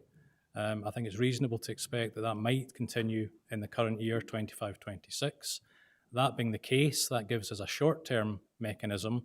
We can assume that we programme beyond the level of budget in the likelihood that there's still likely to be some slippage. That would allow the Council to manage some of those in-year issues, but with the key caveat, as set out within the report, that will require some rebasing and reprofiling into future years.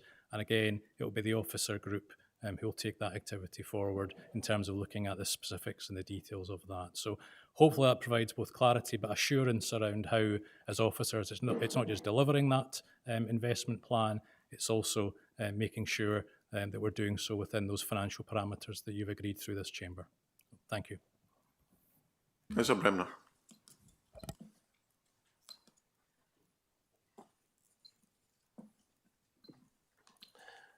Thanks, Brian. Thanks again, Convener. Before I comment on this agenda item, I'd like to move the recommendations, and I believe that you are happy to second this.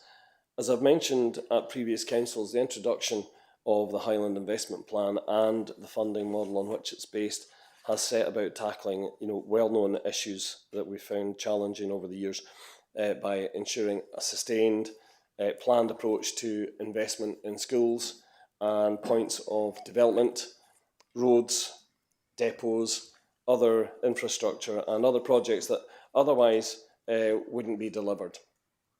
This report represents the culmination of decisions made by the Council to invest significantly, as Brian was mentioning there just now, and areas where our communities need it most. The consolidated plans agreed by members represent over £750 million, as Brian was outlining there just now, over the next 5 years towards the project areas I've just listed. Wherever you live in the Highlands at some point now or in the future, this plan is going to have a positive benefit, beneficial impact on your area. Beyond that, as I mentioned at the previous meeting of Council, the programme is part of a longer term strategy for the Highland Investment Plan. As I mentioned at the previous Council, the figure of a potential £2.1 billion of capital investment between now and 2045, if everybody between now and 2045 continues the vision. Members have made decisions over the past year, and it's, oh crikey, just very quick and scrolling, to build the foundations for what I consider is a fairer and a more resilient and more sustainable place to live. That is the point that I'd like to make, is that this is sustainable. Investment in schools is fundamental to the Council's vision for our future Highland, enhancing opportunity and supporting our children and our young people and in their ability to gain skills that will help our area thrive in not just in the near future but for decades to come. And that's funding, and I'm going to repeat again, and we will repeat a lot as the Highland the investment plan rolls out, reminding ourselves it's places like Bewley, Charleston, Dingwall, Dunvegan, Fortrose, Inverness High School, Thurso and all its schools. That's just the start of this ambition. The investment plan is the strong, robust, but most importantly, sustainable basis of services at local points of delivery, making them more accessible and flexible to local needs. It will create opportunities to retain and train skilled people That's really important, you know, the retention of jobs and reversing depopulation. And they'll be able to live and work in our communities right across the Highlands. It will connect people through roads and transport, power efficiencies through updated workplaces and technology, and generate income from innovative new ventures. We will not get them all right, I know that, but we will do our best to try and get it right. We have to look at generating new income streams, and that means taking risk and chance in doing that. And you'll have your opportunity in the future to have a wee go at them, you know, when we get it wrong. But there we go. The list of updates and projects makes me very proud. At least we're doing the work to see the outcomes of decisions of the Council detailed here, aligned to a long-term vision that will benefit positively the lives of thousands of Highlanders for years to come. And I'd like to thank everybody for their contributions so far since the launch of the Highland Investment Plan. Thanks very much, Convener. Councillor Christie. Thank you. I have an amendment which will have to be emailed to you because unfortunately it contains a table which can't go into the chat unless Stuart Fraser could perhaps share his screen and display it behind us all, might be another option. As I withdrew my amendment on the last item, perhaps the administration will be able to accept this amendment on this item. It's a fairly simple amendment. It looks at the school estate figure in there, and it reduces the investment in the school estate improvement programme by 1 million in each of the lines, and creates a new line, which is provision of covered area to allow pupils a warm, dry and secure space to eat at lunchtimes, commencing with Inverness Royal Academy and Culloden Academy. So it's still investing in the infrastructure that is our school buildings. In Inverness and Culloden, there's 3 schools. There's Milburn, Inverness Royal Academy and Culloden Academy, where there is insufficient space for children to eat under cover at lunchtime. Now, that might be all right on a day like today, and those of you that are on the South Planning Committee went to some woods yesterday right next to Inverness Royal Academy, and I'm sure yesterday they would be beautiful with the spring flowers and the canopy, and you might even have seen red squirrels. That area that you went to yesterday, from October through to March, becomes the dining area for hundreds and hundreds of children that go to Inverness Royal Academy, where they eat outside in the rain, in the cold, and sorry to bring Inverness City business into this chamber, but when they eat outside, if they were to actually have a tuna sandwich, I think the gulls would probably attack them. So outside the school, it is not safe for the children to eat in the open by the school. Hence, they go into the woods where the gulls don't go into the woods. So this amendment seeks to address that horrific situation where the leader talks about supporting young people and benefiting positively folk in Highland by actually allowing people to eat under cover in a dry, warm and secure space. I asked a question a few council meetings ago about this, and the supplementary answer from the leader was that the proposals would be brought back to address Culloden and Inverness Royal Academy. They haven't been, and I'm seeking to do that now by amending the capital programme. That will improve the situation. Many councillors represent children who actually go to these 3 schools, and they will know firsthand from parents, from attending parent council meetings, the problems that are associated with that. And this is simply trying to address this and get something into the capital programme that will eventually allow covered space for children to eat.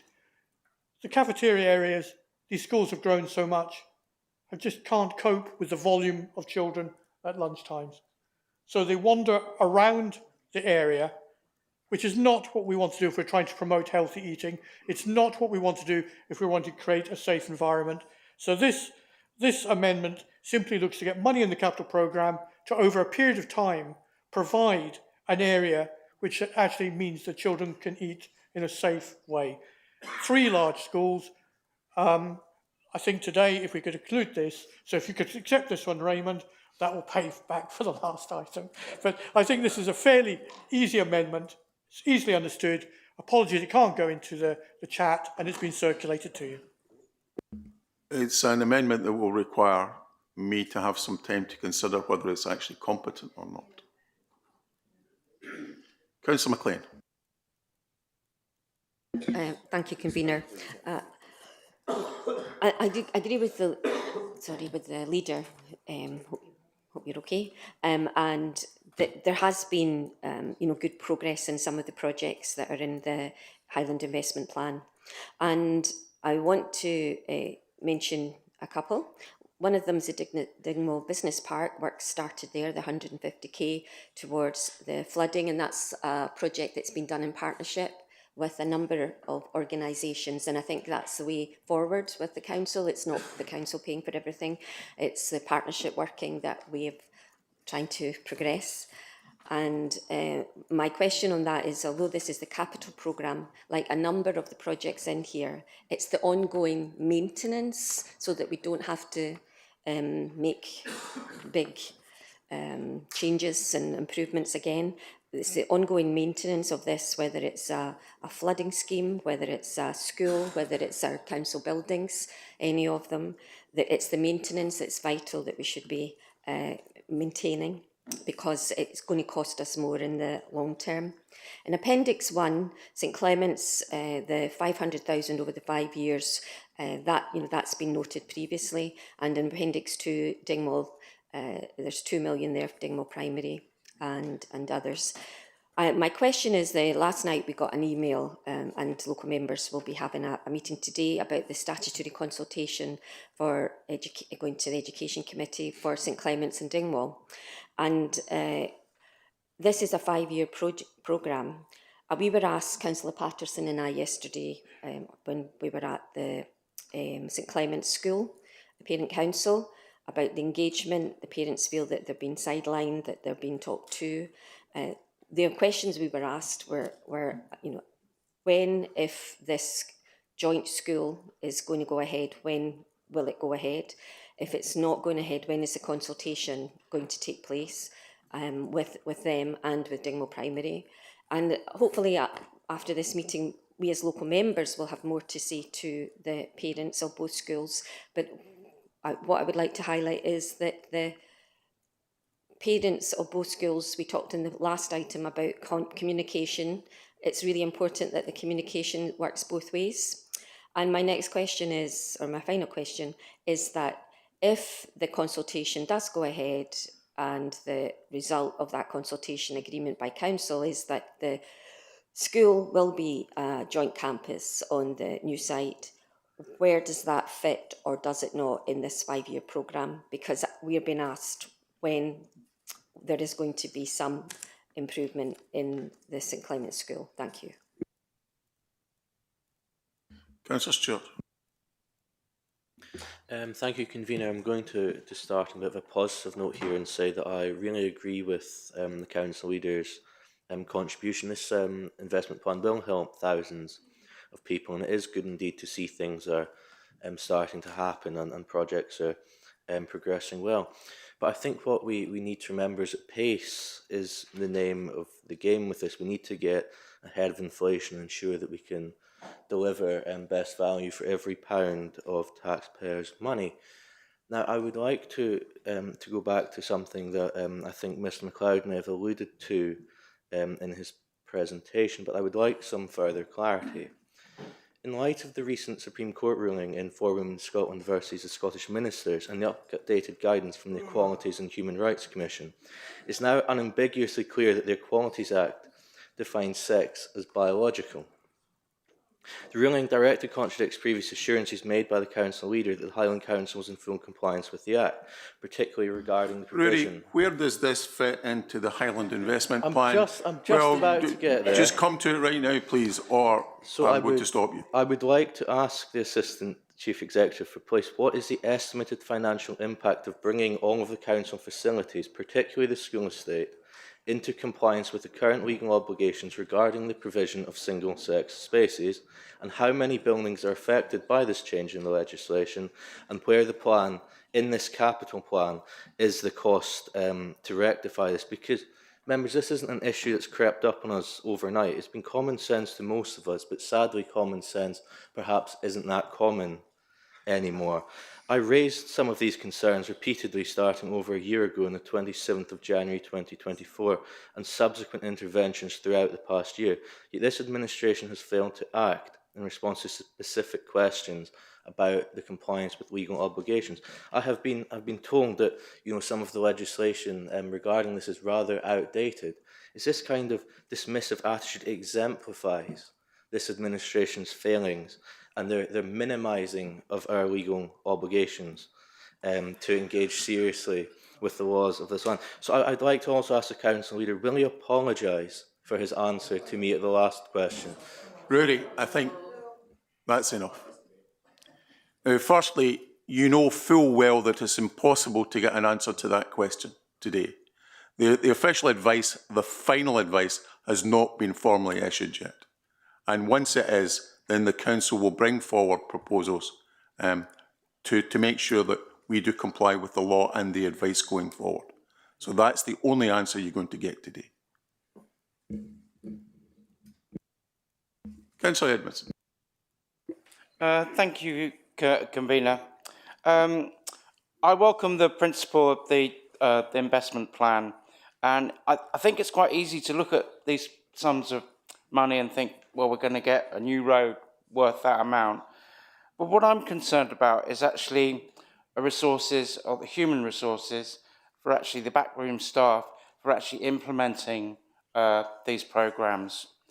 And we've got a case in our own ward where a temporary bridge has had to be built whilst we get arrangements in place to get a permanent bridge installed. So basically we're building two bridges because we don't have the resources. And so I'd really like to know, is there an anticipated increase in staffing levels under this programme? And recruiting staff can be challenging at times, I know that. And I wondered if that might put any delay into the implementation of the programme, and have those risks been assessed. Thank you. Councillor Atkin. Thank you, Convener. Firstly, just a quick question. If when there are updates about St Clement's, I think I've said this countless times, that it's not just local members in Dingwall who need to be kept updated. There are children from multiple wards that do attend the school, so that's just one point. It's actually a question to Malcolm, kind of shares Councillor McLean's point about communications. And 7.3, I mean, I like the fact that there's a bit of realism. These massive projects are going to be going along. There will be bumps in the road. If there are going to be problems anticipated, can we have some assurances that the stakeholders, parents, local members, will be given a bit of a heads up way ahead of time, so that people aren't disappointed and trust isn't lost? Because when things do start to go wrong, we just need to be frankly upfront about it and be really honest that not everything's going to be perfect. And this, real life, you're running multi-million-pound projects and stuff happens. We've just got to be absolutely upfront from the get-go about all of that. Otherwise, we're just going to get relentless negativity. And it's a comms issue, really, at the end of the day. Thank you. Councillor Jarvie. Barbara. Oh. Yep, okay, morning. It was just the Appendix 1, the flood protection, the coastal change and the Flood Management Act. See, there's like a 5-year plan there, but it doesn't indicate which areas that is for. And given that Nairn has got outstanding recommendations for the Alton Nairn River and coastal defences and erosion, is there anything in there for Nairn, or is this a right round the coast plan. You know, what areas is that for? And if there isn't anything for it, when is something the flood money coming back to Nairn, please? We'll get you some sort of answer on that, Barbara. Thank you. Councillor Reid. Thank you.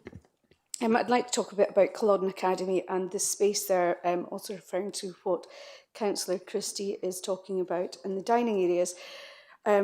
I think that's a really relevant point that you're making, Alistair, about children having somewhere to eat. And I've looked at this a lot. I have 2 children in Culloden Academy, so I have a vested interest.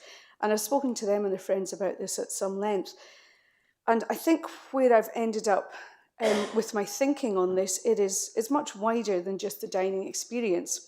There is it's always the same in schools. There are ways that children organise themselves, and certainly from my understanding at Culloden, the 6th years get the table in the dining room, the 3rd year girls go to one space, and they've all got their little spaces worked out.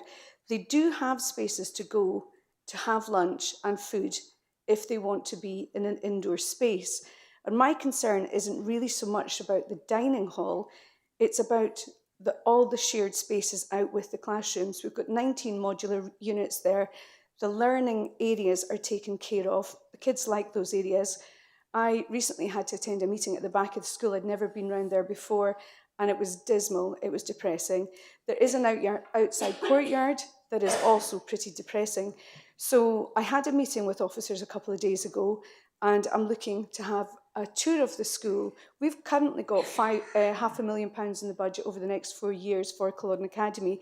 It may well be earmarked, but I still think it's worth us going and looking at those spaces to see how we can innovatively create really nice social areas, whether it's for eating or just hanging out or a quiet space, whatever it is, to try and give the young people the space that they need out with their learning. And I would be content with that in the first instance, to go with ward colleagues, with officers, to look at what we are delivering. I think it may be a different argument in terms of the IRA and Milburn, their new builds. Culloden is an old school, it is tatty, and it just doesn't inspire. So if we can do something innovative around the whole of the social space, I am content with that at this time. Councillor Balance. Thank you, Convener, and thank you for this report. I'm assuming that the figures in the first column for 2024-25 relates to expenditure which has already happened, given that the year has ended. And with that, that makes me curious about the expenditure on Bewley Primary, which is down to build a new primary school for £800,000, which I very much welcome, but it says that £200,000 has already been spent in 24-25. Is that the case? And in that, if that is the case, then how has it been spent? Because all I've seen is the plans which were drawn up for the LEAP application a couple of years ago, and I can't see that there's been any further significant expenditure on that. So I just wonder, is this a sign that this project is actually likely to be delayed and go past its predicted expenditure, complete date? Or is there been some form of expenditure which I'm not aware of in the background? If I could get an answer to that, I'd be very grateful. The other question, which is kind of similar, relates to the Rose Street car park, where I see we've got £700,000 set aside, of which more than half has already been spent. And I'm curious as to what has already been spent on the car park, apart from shutting off half of the, or maybe a third of the parking spaces. So I'd be grateful if I could get some information on that as well. And finally, something which actually isn't in this appendix is I notice there's a report coming to the City of Inverness Committee on Monday, which predicts that we will be building a heat network around Raigmore with a start date of 2027. There's no money for that in the budget, There's no grants available, as far as I know, for that.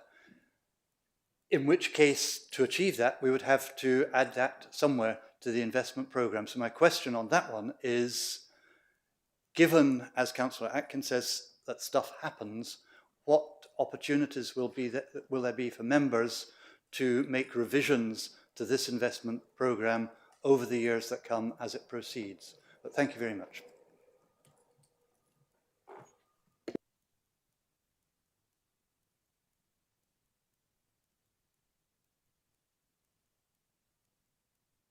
Okay. Thank you for these members.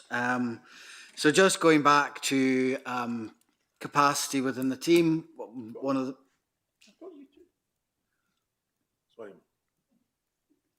the fundamental decisions we actually made back in March was that we would engage a partnership arrangement, which is with Hub North, and the engagement on finalising that agreement are now fairly far advanced, and they are bringing a lot of expertise and support to assist our in-house team.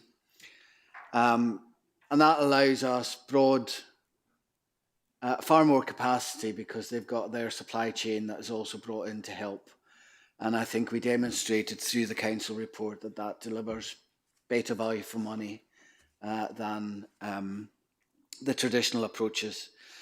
We will, of course, I referred in my presentation to the Capital Commissioning Board, and that will retain some projects in-house, those that are at an advanced scale, or perhaps that are smaller, perhaps, and or specifically have specific reasons to be retained in-house. So in order to support that, we are bringing on more internal staff. We have already appointed a number of posts to strengthen some of our professional disciplines in terms of design and quantity surveying, but we're also looking much more on the programme and project management side.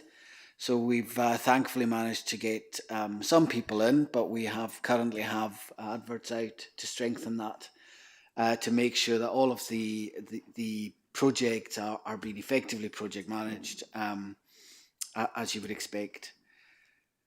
So in terms of stakeholder engagement, I think we've obviously got our existing arrangements, and we are speaking again to Hub North about how we have a joint communication strategy. Their comms people are engaging with Ruth and her team about how we can have a better approach to stakeholder engagement. And I think we've all, as we continue to do, just learn lessons from some of the recent projects we've been involved in, and try and get ahead of the curve in a way perhaps better than we've managed. So again, that's about bringing in that additional support to complement our own internal arrangements. In terms of flood risk, so there are no major capital schemes other than what's set out. A lot of these works are largely in the existing June 2024 capital programme as was.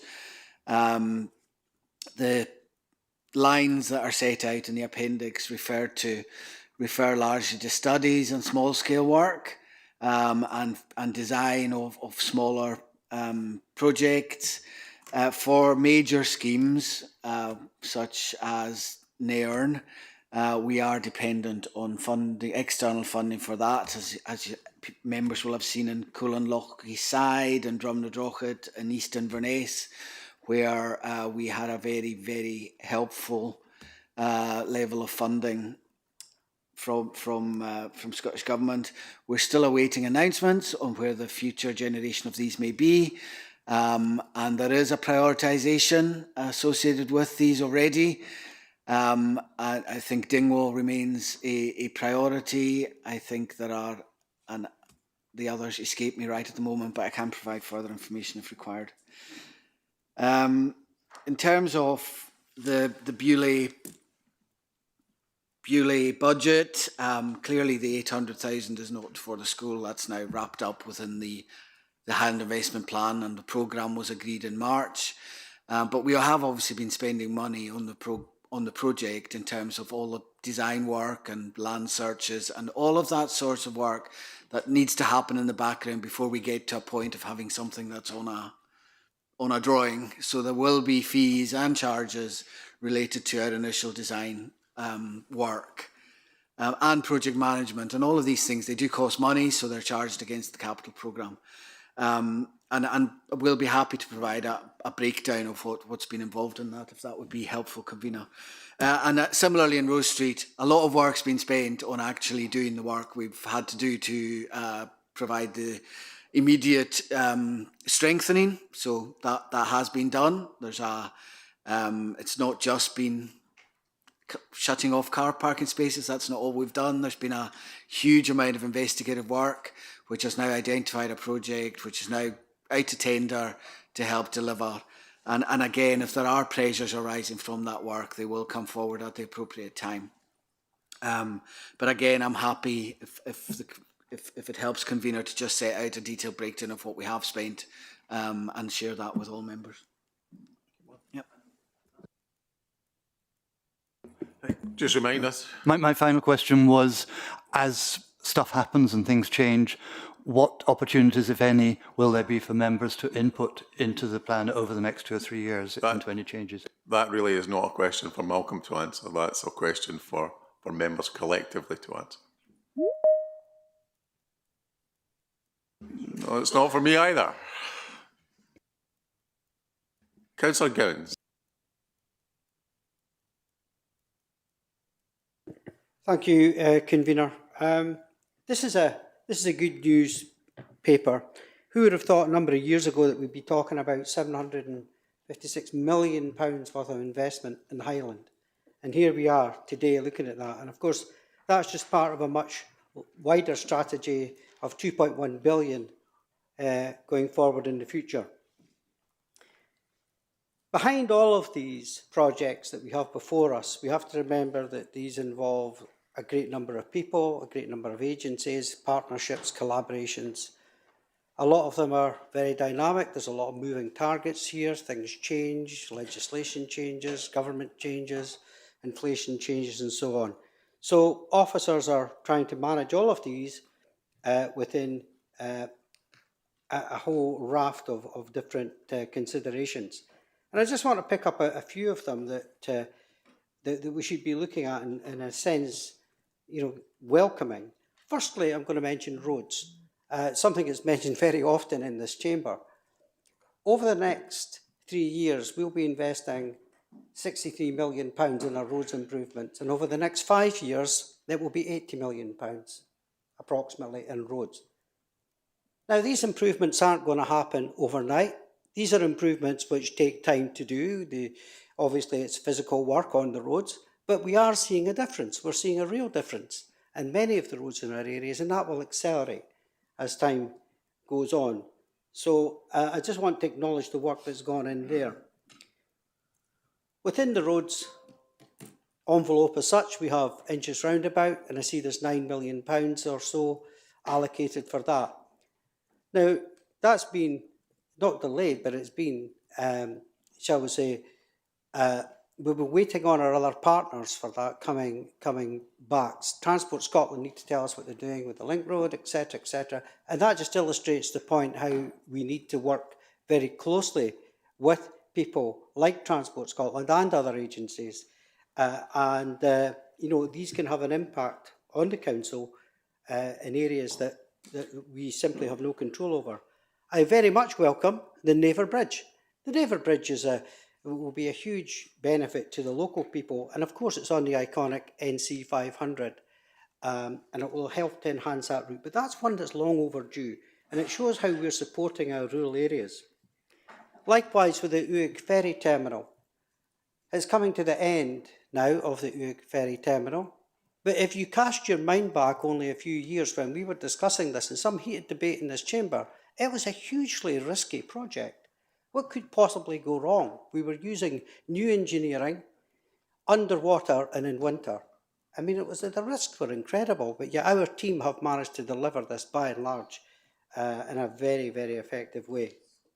We've also got the Corrin Ferry infrastructure, which is now moving forward, and that's the result of the collaboration within this council to agree the funding package to bring that forward. From a standing start of zero, we've managed to accumulate £70 million worth of funding, and that's no mean feat. Very easy to take that for granted, but there's been a tremendous amount of work, and I'd like to thank everybody in this chamber for their contribution to that, because it has been a collective success. And finally, I would just want to mention Inverness Castle. Well, we're hoping and anticipating the castle opening later this year. And what a boon that will be, not just for Inverness, but for the Highlands. So overall, what we're seeing here is massive investment, £756 million of investment in the next 5 years. So I hope that you will join me in welcoming this and support the recommendations. Thank you. Councillor Rees. Thank you very much, Convener. Councillor Gowans just mentioned roads and sort of struggling to think of the right words to say. I've looked at the roads figures and my first question was on these. Under general infrastructure improvements in Appendix 1, it basically says there'll be about 21 million per annum for the next 3 years, and after that it drops to 7.8 million. These figures sound like the type of statistics we're used to use in our normal papers, talking about the amount of money to be spent annually on the roads. And I wonder if that's correct. And I wonder perhaps if I could ask you, Ken, in very simple language, Councillor Adkin was talking about the importance of speaking in straightforward ways, and I completely agree with her. Are these sums of money that we're spending enough to actually improve the roads overall in Highland, or is it less than we need to actually even reach the standstill state? My belief is it's the latter, but I would really appreciate a straight answer for that one. Drilling down into the details on the toilets, if I understand the figures correctly, and like Councillor Balance, I'm not sure if I've got the figures correct. It says that we're going to be spending £30,000 per annum on toilets for the next 4 years on average. The new toilet block in Wick cost about 400,000, so obviously 30k, if I'm correct, won't go very far. And an even smaller figure, but I just feel it should be mentioned in this chamber is, and again, if I've got the figure wrong, I stand to be corrected. Is it correct, what it says here, we're going to spend the princely sum of £1,000 on our war memorials for the next 4 years? £1,000. If I was to walk into the British Legion in Thurso and say that, I really can't imagine what the reaction, well, I can imagine what the reaction would be. I would like clarity on that. And my final question is one that I thought Councillor Balance and his party again might have brought up, is the Nature Restoration Fund. There's a good sum of money, well, there was a good sum of money in there, £331,000 per annum. We live in the Highlands, folks, which is the most attractive part of the UK in terms of its scenery. We go on so much about biodiversity. According to these figures, there will be no more expenditure on the Nature Restoration Fund, none at all. So I'm not quite sure who to address that question to. Maybe Councillor Balance knows the answer, but I don't. But I would like an answer to that question, if possible. Thank you. Councillor Campbell-Sinclair. Thank you, Convener. Good afternoon, members. Yeah, we're into the afternoon already. Today's Highland Investment Plan sets out a consolidated view of our investment plans for the current 5-year period, covering 2025 and 26 through to 2029-30. You will see from the report that it sets out a net unprecedented investment profile of £756 million, a figure that will increase when external grants and other funding streams are confirmed as new projects are developed. Members, this level of investment in Highland is truly transformational and enables us to significantly invest in our communities, a spread of investment that covers the Highlands with new high-quality community pod facilities being delivered or upgraded in Thurso, Bewley, Dingwall, Skye, Inverness and Fortrose. Those on top of major new community facilities currently being procured for Tain, Broadford, Dunvegan, Tornagreen and Nairn. The Highland Investment Plan is also supporting much needed improvements to our operational depots, as well as investment in our roads and infrastructure network, critical for keeping communities connected to essential daily services, health networks, key business activities and leisure pursuits. Members, I am very pleased that this investment plan will also have a positive impact in relation to maximising the objectives of the Gaelic language plan. A number of our schools that currently deliver Gaelic medium education will be in scope for future investment that will support their ability to expand Gaelic education across Highland. This will also open the door to engage with Scottish Government to bid for future grant funding for further enhancement of our Gaelic language. The report at section 6 sets out the funding and affordability context of the plan. In particular, it highlights the core level of capital investment, circa £40 million to be allocated from 2029-30 to meet our range of needs in relation to the property estate, school improvements, infrastructure including flood schemes, waste management, harbours, bridges, fleet, equipment and ICT, all key council services. Members, our Highland Investment Plan will support significant economic growth and community benefits to the Highlands, as well as additional local employment opportunities, in particular supporting new graduate and apprenticeship posts, including positive destinations for their future.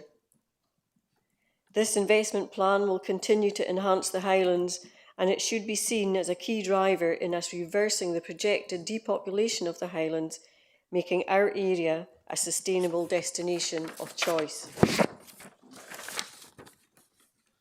Members, I'm very proud to be part of this council today, and I think many of us already are. A council that has now the ability to fund and deliver new high-quality community facilities, which will support and enable a place-based approach to integrated service delivery, along with our Highland-based partners. I hope today that we can continue to agree on the significant benefits that the consolidated Highland Investment Plan will deliver, and I thank everyone that has been involved in developing this plan, as well as those that are now making it a reality. Members, I fully recommend the recommendations of the report, as well as the legacy investment that will transform our Highland communities. Thank you, Convener.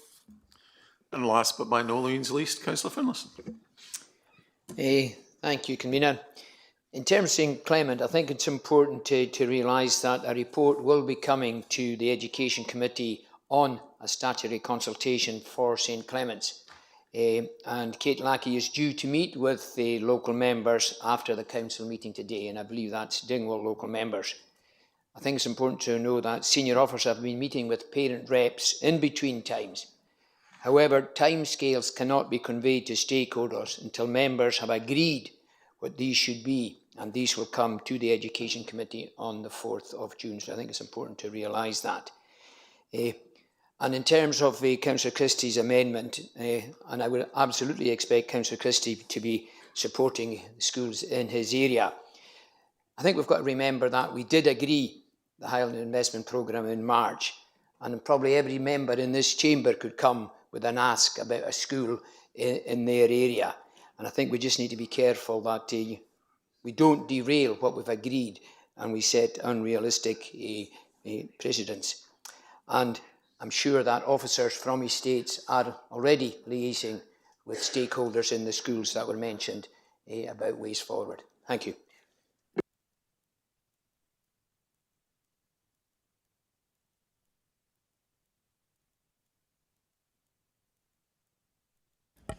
Thank you, Convener.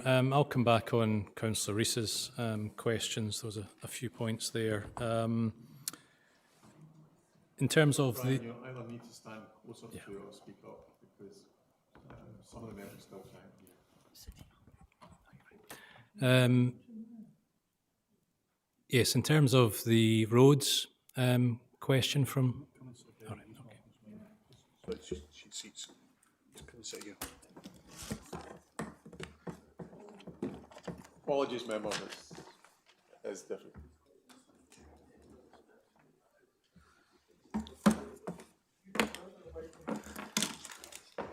Thanks, Mike. Yeah, Councillor Rees, your first point in terms of roads. So again, just to clarify, so Appendix 1 is the 5-year plan dating back from June of last year. So in terms of roads, it reflects what was then the 3-year commitment the Council had made in terms of roads investment. If you then go to Annex 2, what you'll see within Annex 2, which is the Highland Investment Plan decisions, 27th of March and predating that, you'll note there that in terms of roads, this is the second last row, just at the foot of the table on page 40, Annex 2. You'll see £14 million plus of roads investment through the HIP. So it's the combined total across those two annexes, gives the Council a 5-year profile of roads capital investment, which is intended in terms of the numbers that are produced between the two. That will actually give a sort of consistent, sustained level of capital, and you'll actually note a slight inflation protection within that, i.e. year on year the cash, overall cash amount actually increases if you take those two totals together. The intent will be that these two tables will be combined for future reports, just to give that clarity. In terms of public conveniences was another point you mentioned. You will note that on Annex 3, in the context of some of the emerging capital pressures that are noted in the report, public conveniences is listed there. So the point you made, I think, is a reasonable one, and is one that officers themselves are reflecting on. So we do have public convenience investment as one of the pressures that will need to be considered in terms of the managing of the programme going forward. And I think your final point for myself to come back on, you'd questioned the war memorials line within the capital position. I don't know the detail behind what that 1K is intended to represent. I suppose the comment I would make, I would probably expect in terms of sort of budgeting and accounting terms that usually it would be maintenance of war memorials would typically be where the council would be expending money. Maintenance would typically, of course, be revenue expenditure rather than capital. So I would imagine that modest figure that you've correctly highlighted is probably reflective of the fact that in the main, I would expect there's probably revenue maintenance is where the council is expending money on those sites. Councillor Christie, having discussed it with the Head of Legal and Corporate Governance, I accept your amendment, so your responsibility to wind up. Yes, thank you for your decision on that. So this amendment basically addresses the need within our school estate. The budget line I'm amending is the school estate.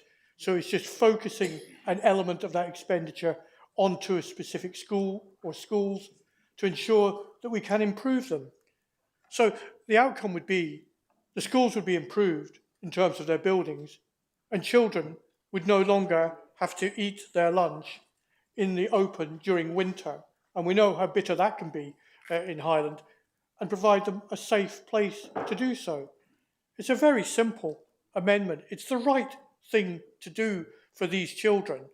And I hope that we can all just get behind it and support this so we can actually provide the best all-round holistic learning experience for our children in our schools. Thank you, Convener. Do you have a seconder?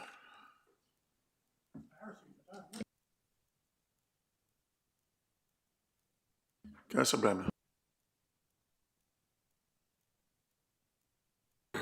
Thank you, Convener, and thank you also to all the members who have made a contribution to the debate. In respect of my response to questions at Council, I'm sure that there will be an update to Councillor Christie in respect of that in due course, but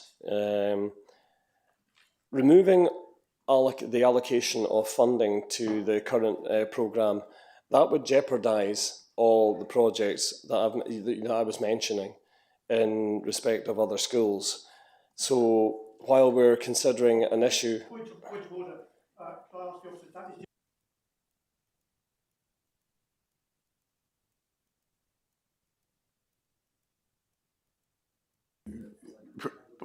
Just one thing, points of order are actually not for officers, for me. Councillor Brennan, continue. Removing any funding will jeopardise any projects. I can be as generic. The capital programme generic lines, as we're talking about there just now, they're already committed. They are already committed in a generic fashion. They are already committed for the next 2 years, with priorities already identified and underway. Rather than making decisions for specific schools at this particular stage, and understanding the points that Councillor Christie has actually said, I'd be quite happy to commit and agree to referring this with a report coming to the Housing and Property Committee, setting out how and when the issues that Councillor Christie has raised, how they can be addressed. That certainly puts the ball in motion. And to be able to look to do something about the issues in the schools that he's talking about. And there are particular amounts in there that can actually be looked at. As I understand, there's a fund of about £500,000 in respect of Culloden. So that could be something that could be looked at there. That would go some way to being able to resolve those issues, as I understand it, instead of having to impact plans with some of the investment monies that we've already highlighted there in the generic lines. So that's the reason that I think that we have to be very careful in terms of shifting monies about after Council has already committed them. We can look at other ways to deal with the issues that Councillor Christie has said there just now. Thank you very much. Okay, Stuart, we have a motion and amendment. No? Sorry, Angela. Sorry, it was clarity on the question I asked, given Councillor Finlayson and Councillor Bremner's comments. There will be no new St Clements in the next 5 years. After the mover of the amendment and the mover of the motion have spoken, members are not entitled to speak, and you know that.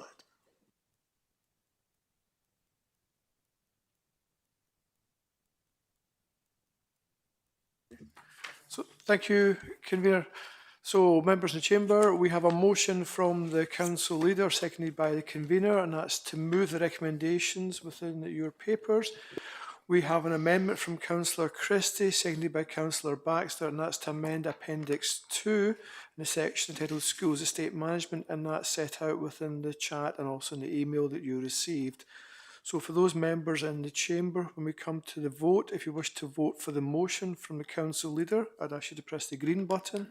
If you wish to vote for the amendment from Councillor Christie, it would be the red button. And if you wish to abstain, it would be the white button. And we'll start the vote in the chamber shortly. Thank you.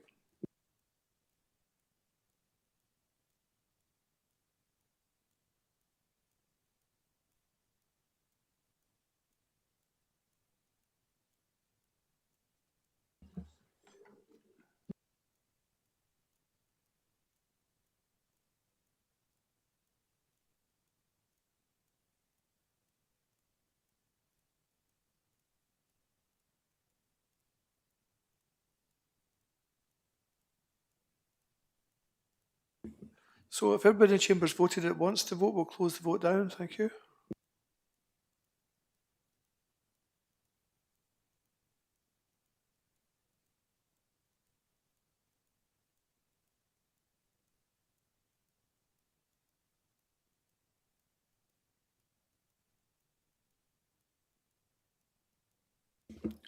Thank you, members. I'll now go around those members online. If you could tell me if you wish to vote for the motion from the council leader, the amendment from Councillor Christie, or to abstain. And I'll start with Councillor Baldry. Motion. Councillor Collier. Motion, please. Councillor Graham.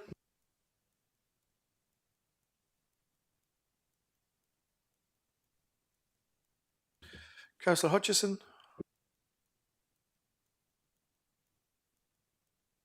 Motion, please. Councillor Mrs Jarvie. Amendment, please. Thank you. Councillor Mackay.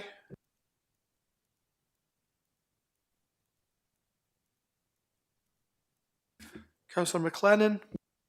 Motion. Councillor McGilvray. Councillor Morrison. Motion, please. Councillor Niven. Motion, please. Councillor Rosie.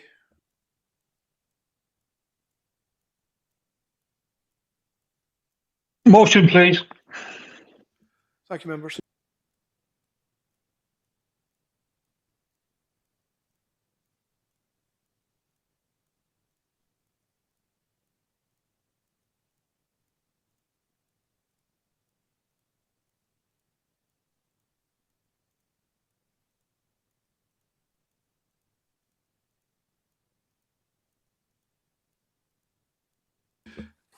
Convener, there were 41 votes for the motion, there were 16 votes for the amendment, and there were 2 abstentions, so the motion is carried. Thank you, members. We now move to item 5 on your agenda. Councillor Mackenzie.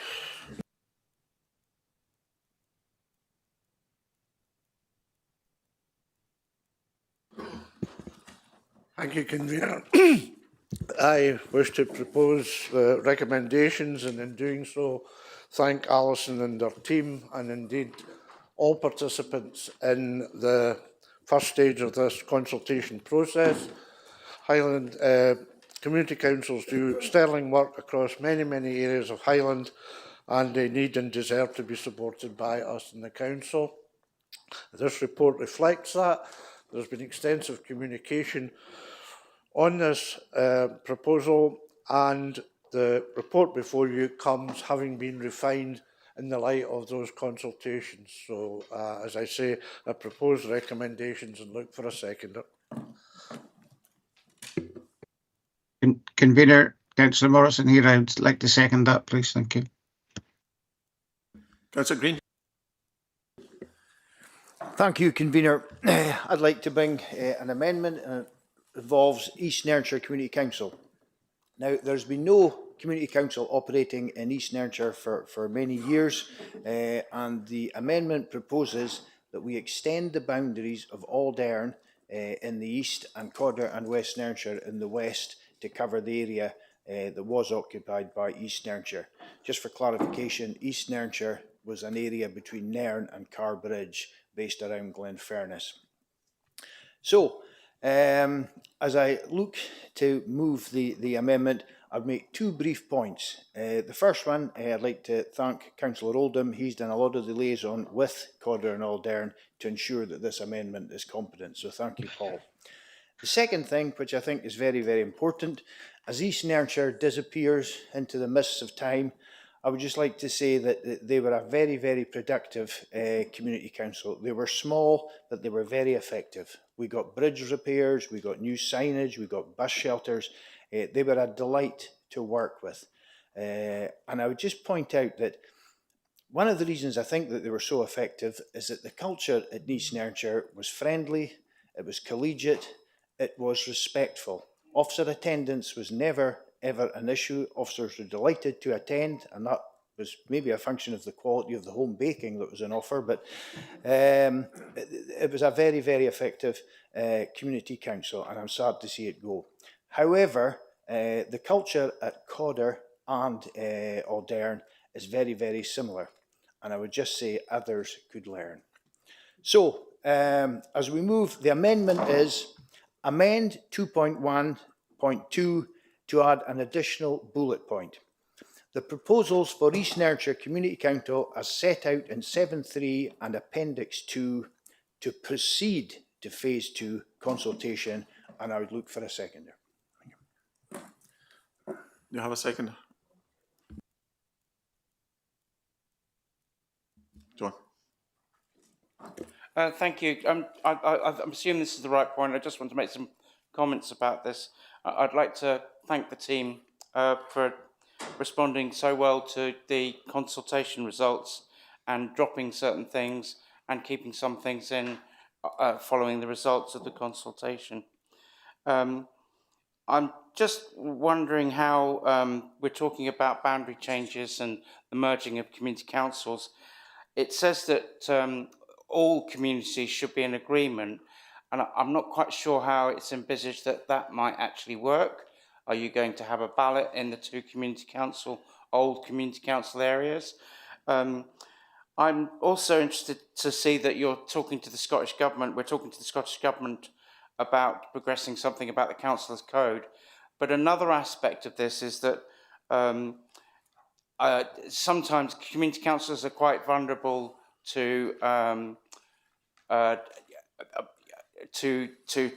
threat of litigation, let me put it that way. And I wondered if there's any work being done to help them and protect them. I welcome the clarity on the role of ex officio members, of which we all are, of our community councils. That's very helpful. I'm slightly concerned that that during the election years that you might be reducing the I can't remember the term. You'll have to help me here.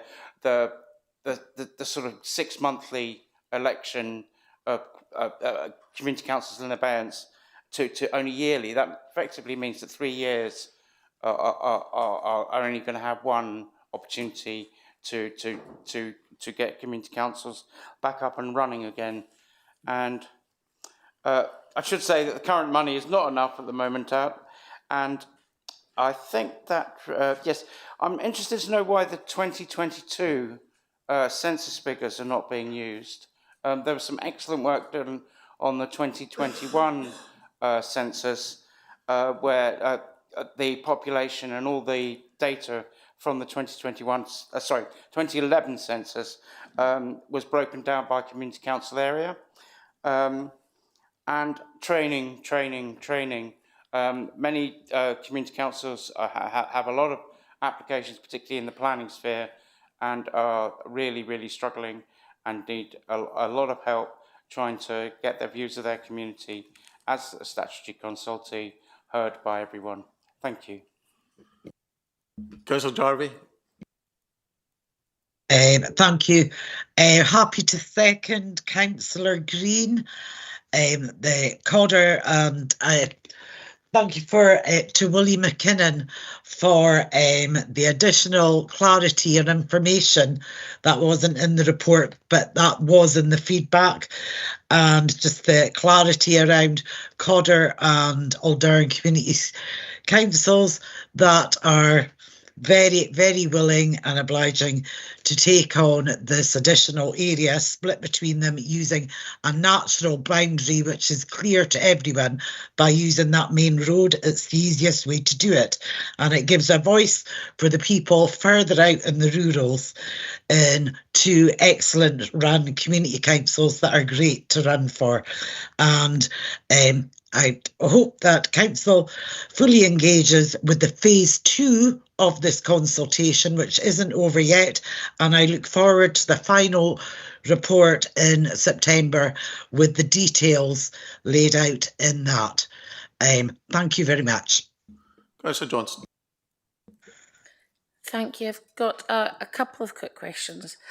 The first one is, I note the code of conduct for community councillors is mentioned in the paper, and it was just how do we actually go about enforcing or taking measures with that code of conduct?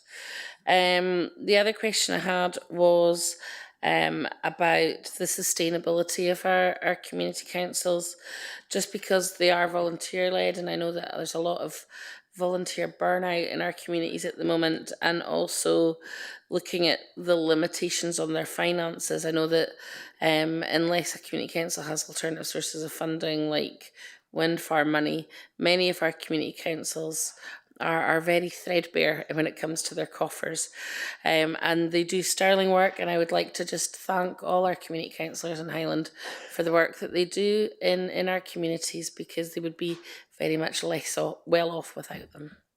Councillor Ross. Thank you, Mr. Convener. I would just like to actually thank the community support and ward managers that we have in our own area. We've had a lot of help from them over the last year, and I'd just like to recognise that they do a lot of work, and they're willing to come in and help community councils, especially new community councils who need a little guidance. So I would just like to record thanks to Fiona Richardson and Liam Clancy, who have been first class down with us. Thank you. Awesome. Thank you, Convener, and thank you, members, and thank you, members, for all your different comments. There was just a couple of questions, specific questions there. In terms of the point, Councillor Edmondson, about all communities should be in agreement, the clarity around about that was coming forward from a boundary perspective so that both communities are in agreement. So it's not just one community council coming forward and saying that they want the change. We'll be looking for both community councils to be supportive in that sense. So that was clarification there. In terms of your point about the population figures, there's work being ongoing at the moment to update those, and that will be in place before the final scheme comes back towards for your consideration, members. And Councillor Johnson, your point about how do we go about enforcing the code of conduct, I'm certainly happy to take that probably offline, because there's quite a long explanation around that. But what I would point you to is that we have a complaints process that's on the council's website that sets out the process for people raising concerns, and that could be in relation to conduct, it could be in relation to other matters as well. But happy to pick that up with members more generally if members would be interested in that. But it sets out the process for first community councils as independent bodies reviewing the complaint that's been received, and then it can be escalated to the council.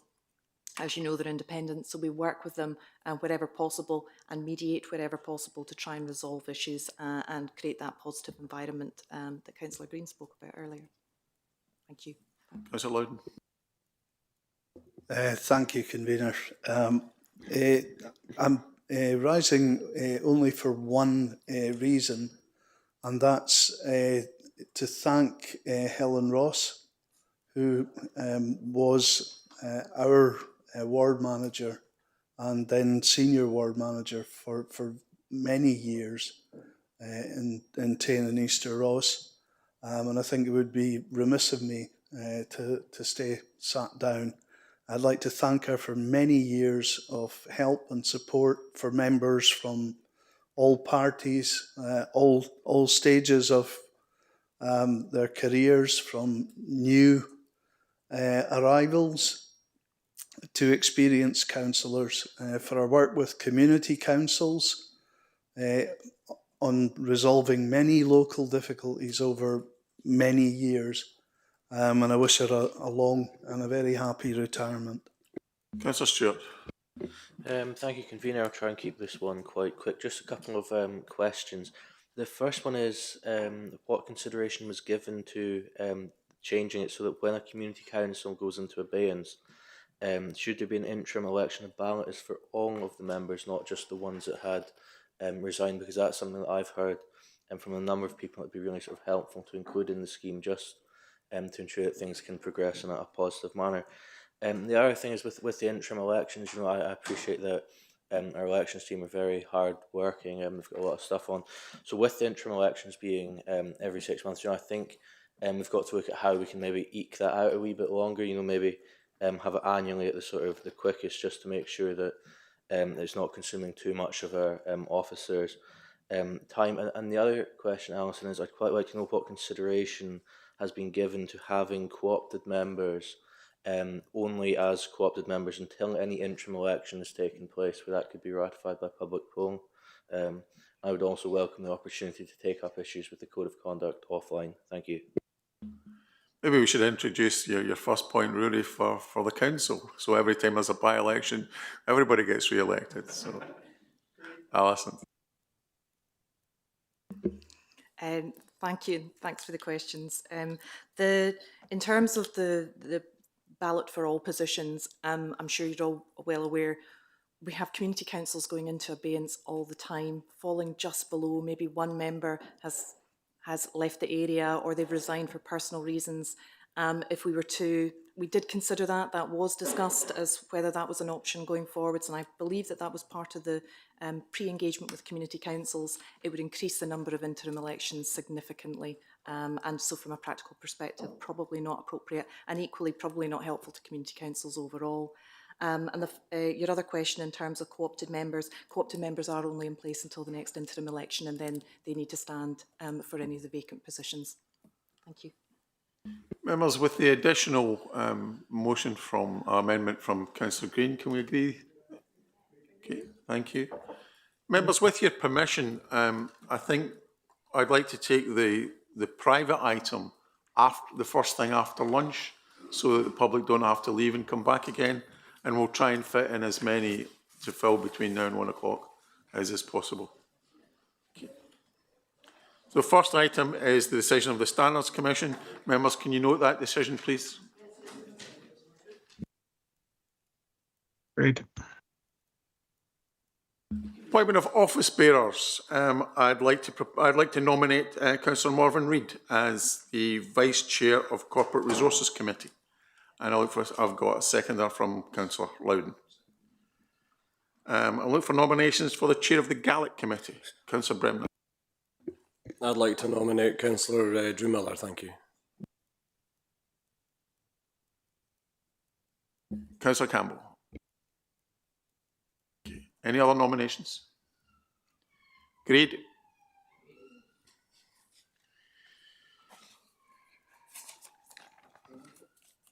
Members, you know,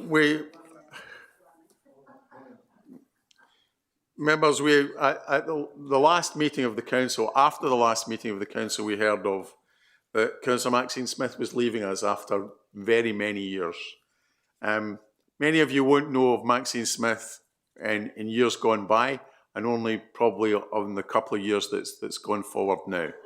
But Maxine at one time was leader of the SNP group in Highland Council, and she could possibly have been leader of the council at one time, except I suppose for some differences in policy from other groups.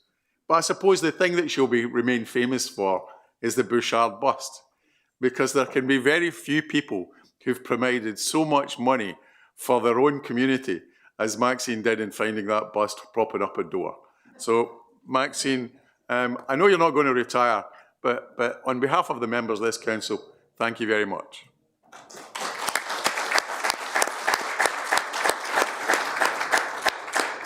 Duncan, would you like to say a few words? Yes, thank you, Convener. Indeed, I echo your sentiments. Maxine has been a very valuable contributor in this chamber. As we've heard, she served for 18 years, and that's a long time of public service.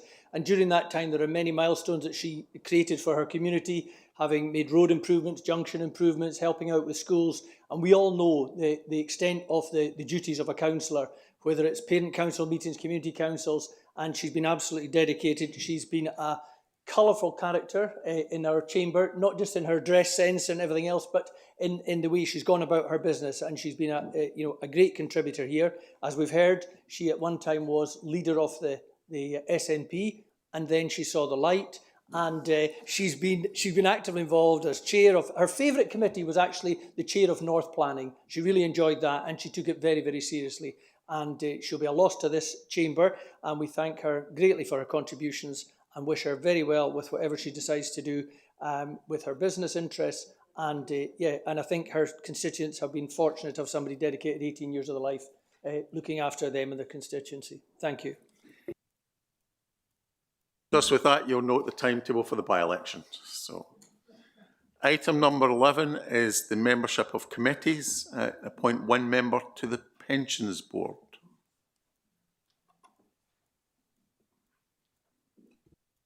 Councillor Bremner. Can I nominate Sean Kennedy, Councillor Sean Kennedy, please? Do we have a seconder? Any other nominations, members? Okay, agreed. And there are appointments to various committees as tabled, I believe. Says on my papers.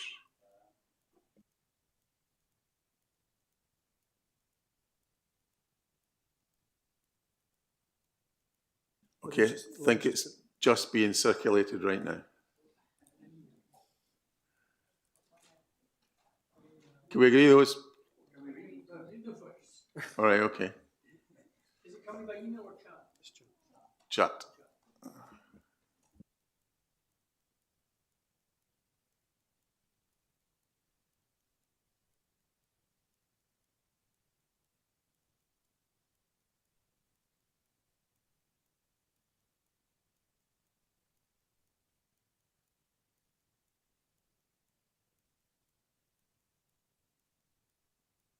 Okay, are you happy with those? Okay, agreed. And also that Mr Edmondson is now the substantial member from North Pack and Mr Coghill is the substitute and Miss Kate Willis is the substantive member of South Pack and Mr Andrew Baxter is the substitute. Okay, thank you. Timetable of meetings, members. It was pointed out to me that glaringly obvious flaw on the 7th of May 2026 when there apparently is some form of election going on, which I believe that a number of you will be involved in. So I would propose that we find another date for that. Councillor Bremner. Yeah, Convener, can we go back to point number 11.3 in respect of the Poverty and Equality Commission? The Poverty and Equality Commission, as we know, is one of the most important projects that this council is currently looking to put in place. We've received a number of expressions from members within the chamber and we're very, very grateful for the interest that those members have shown. But after careful consideration by yourself, the Leader of the Opposition, myself, we would like to propose that the decision on selection of members for appointment to the Poverty and Equality Commission be referred to the newly appointed chairs of the Commission for their consideration and for that to be put to the next full council. And I believe that Councillor Christie is quite happy to second my proposal. Thank you. Can we agree with that, please?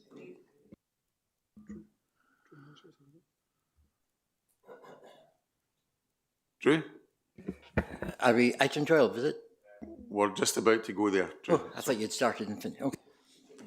So can we agree that we should move the meeting from the 7th of May 2026 to some other convenient date? Rudy? Yeah, thank you, Convener. I think that's fine. I'd just like to move an additional recommendation that we agree that in the interest of allowing adequate scrutiny and informed debate without undue haste, that meetings should, wherever possible, be scheduled or rescheduled on separate days. I'll put that in the chat. Thank you.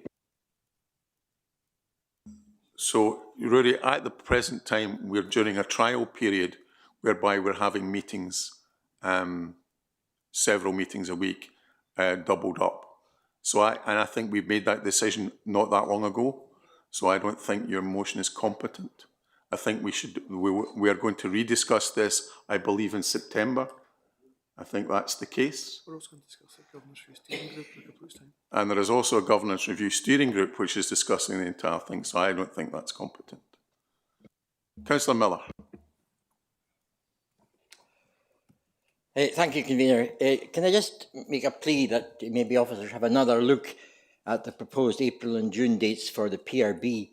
I feel it's slightly unfair to members of North Pack who are also on the PRB to have these meetings on consecutive days, given the amount of papers that they have to read to prepare properly for what are important decisions from the applicant's perspective, at least. Can I also ask Convener that given Councillor Stewart has had a significant amount of time to reflect on his comments at the previous council, as suggested by yourself, regarding Councillor Oldham and myself as chairs of the PAC. No, Drew, would he like to apologise for his comments? We're not going there at all. It's worth a try, wasn't it? We're not.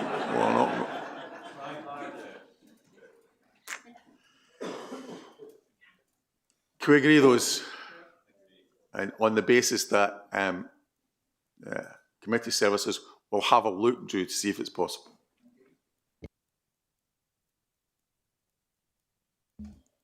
Next one is deeds executed, members. Can we agree those? Confirmation of minutes. I move the minutes of the council meeting of the 27th of March and I look for a seconder. Councillor Bremner. We agree those, please? I also propose the minutes of committee meetings with the exception of the starred item, which is item 4. So can we agree all the other? Okay. Councillor Jones. Thank you, Convener. I'd like to propose the minutes of the Badenoch-Constituency Area Committee meeting on the 28th of April, including the starred item, which requests a review of housing allocation in Badenoch-Constituency. And I will second that. Councillor McLean. Thank you, Convener. I would like to put forward an amendment on that item, and I can give my reasons for that. Yeah, thank you. Members, I do believe we've talked about consultation most of today on a number of items. I do believe that the housing service is one of the best services at consulting with its tenants and with its partners. And I strongly believe that in Highland, the main issue, and I did watch your committee meeting to see how this came about, and some of it I think was based on not having the information from the officer to maybe to talk more about local letting initiatives. I strongly believe that this council and its officers in housing have worked with us as a housing committee and with our tenants in providing a good and clear and robust housing allocation policy, and that was reviewed in 2023. And I acknowledge that some of the issues that was raised at your committee was about antisocial behaviour and homelessness, but as a council, whether it be the UK government or Scottish government, they have set out priorities, and we as a council have a duty to house homeless people in all our areas. Each of us as an area committee could make the same request of this council on having a local letting initiative for our area. We have the Green Ports coming up. We're going to have to build many houses in many areas to help with that. But could I suggest that the reason that some of your discussion on the day was about, it's not about our policy, which is a good policy. We already give 20 points to a reason to reside in an area, and that is not met in any other council to my knowledge. We also work, as I say, very closely with our housing partners, and if we have one Highland housing register, those people looking to request a house don't have to fill out applications for each. We have worked over the years in consultation and collaboration with all our housing partners to have one housing register, and I don't think, unless I'm wrong, that that happens anywhere else. So I feel that the last time that was reviewed was in April 2023. Perhaps given all the changes that are going on, it's an opportunity to review the whole policy rather than just pick out one area. And I hope you understand the reasons I say that, because I think this will have an impact not only on us and our tenants, but on our partners. And the convener mentioned, or sorry, the leader mentioned earlier, that he can't take decisions where there's other organisations involved.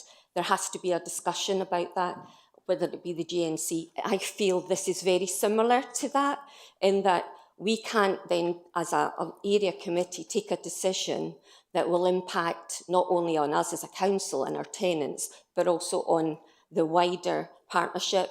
And for those reasons, I mean, there have been up to like 52 to 53%, I believe, of homeless accommodation is actually for local people. It's not others coming into the area. And I acknowledge that we have an issue with housing for our key workers, but that's something that you know, many of our senior officers have talked about in earlier applications, how we have to work in partnership. I strongly feel we can't throw the baby out with the bathwater here, and we should stick to the policy, review our policy. We have tenants' participations. They're coming to our meeting next week. We've got a homeless item on the agenda next week. All of that, the committee is very good and has excellent officers that provide this information. At the moment, the Scottish Government is reviewing the housing bill. There's been over 700 amendments to date on that bill, and that would mean that we as councils will then have to look at our policies again. So I do recognise the reason for asking for this as an area committee, but I would strongly request that we don't. I think that we should acknowledge the pressures in Highland, but that's about the number of houses that we can build rather than the housing policy that we have as a council in place. So that's my reason for saying that we shouldn't accept it, convener. And there's your amendment in the chat. Councillor Jones. Thank you. Yeah, I mean, I think obviously you'd watched our area committee and the reasons that came up. We were presented with a report. Contained in that report were homeless figures, and these figures were for homeless people who had been allocated houses. Members asked how many of those allocated houses resided in Badenoch and Strathspey. That figure was not available, and that led to us unanimously taking a starred item to the meeting today. And yeah, I am unsure why we can't, as an area committee, ask to review that in Badenoch and Strathspey. I mean, in Badenoch and Strathspey at the moment, we have actually got quite a few housing schemes being built at the moment, some more coming on stream, and all we're asking is for a review of how houses are allocated in our area. Thank you. Members, in February 2025, there were 564 people on the housing list. Of those, only there were 51 allocations made during 24-25. 9 of those came from the general housing list. This is not a claim that we should be, I suppose, getting rid of our obligation to homeless people. But what it is trying to highlight the fact that if you're a young person born and brought up in Badenoch and Strathspey today, you will never, ever get a council house if these figures don't change. And why, as Councillor Jones has just said, why can we not, as Badenoch and Strathspey, ask for a review, which is what we're asking for? We introduced a short-term let control area in Badenoch and Strathspey, and you were quite happy for that to happen. And it only applies in Badenoch and Strathspey. We're just asking for a review and to look into this as to how something could be brought forward in the future. Of course, if a decision was made that it was possible, then it would have to go probably back to housing and property. But that's the circumstances as far as I'm concerned. Councillor Sinclair. I had one or two things I was going to say, but I don't think there's any much point because Councillor McLean has explained practically everything I had intended to say, and I fully support her sentiments. Councillor Atkin. I don't want this to appear, I mean, I have a huge amount of respect for Councillor Jones, but on a point of principle, this is a policy issue that applies to the whole Highland Council area, and I just don't think a policy review for one ward on pure point of principle is something I can support. This does not mean that I have, I know in every single ward there are people desperate for housing. The problem we have, there just isn't enough housing. And the story about a young person is true, I would imagine, from Wick all the way to Badenoch and Strathspey. I do support everything Councillor McLean has said, and the chair of the committee, of which I'm vice chair. We do have excellent officers. We have legal obligations. This is very complicated. A lot of it comes from the Scottish Government. So, everyone in this chamber who's standing next year, bear that in mind. Somebody, where I live, if you live in one village and you move to another, you're not local to the village you've moved to. So, this is a complex situation, a complex area. So I unfortunately cannot support this starred item, and I will be supporting the amendment. Thank you. Councillor Bremner. Thank you. When I first saw the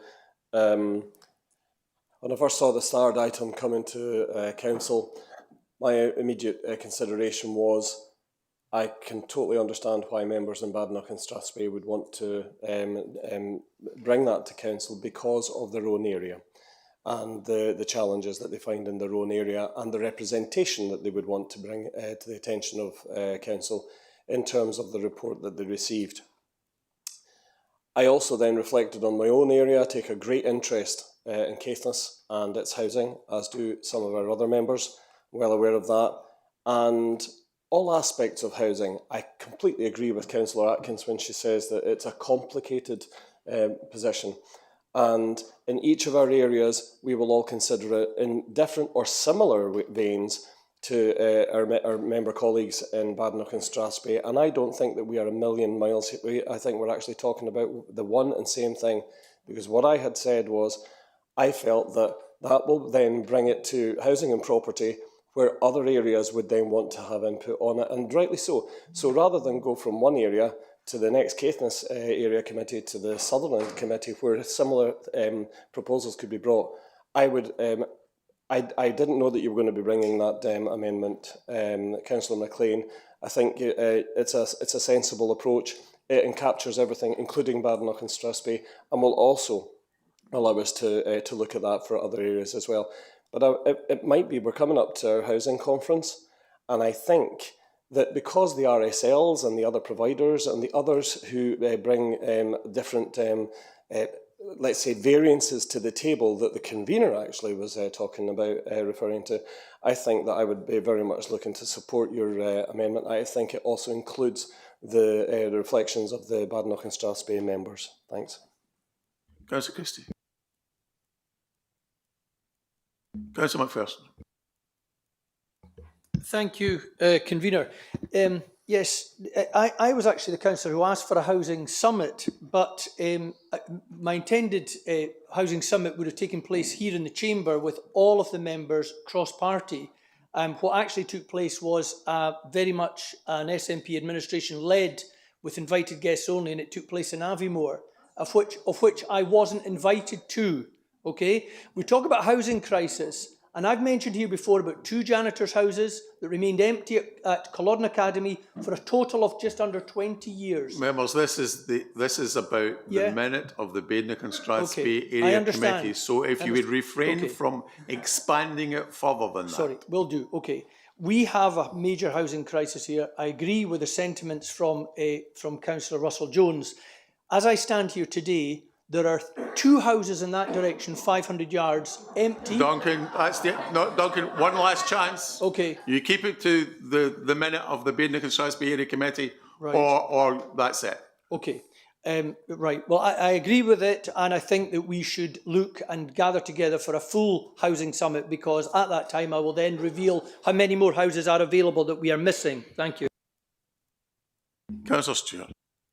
Thank you, convener, and I completely understand the reasons behind this. I think, you know, if you look at the allocations policy and you look at what I think we all recognise as members in our own communities and our own wards, there are serious failings with how the housing allocation works, and real concerns have been raised with me regarding whether or not we're delivering the correct outputs for what our communities are needing. So I would welcome this review, but not just for Badenoch and Strathspey, but for the wider Highlands, because I think this is something that needs to be looked at for every ward, and it might be a case of the one-size-fits-all doesn't perhaps work, and Badenoch and Strathspey may require something different from everywhere else in Highland, but on the similar side of that, so could Inverness and so could Skye. So I think we should really widen this conversation out to make sure that the decisions that this council makes are the best decisions for every person in every corner of Highlands, because no 2 of our communities are the same. So I welcome the fact that this has been brought forward from the Area Committee,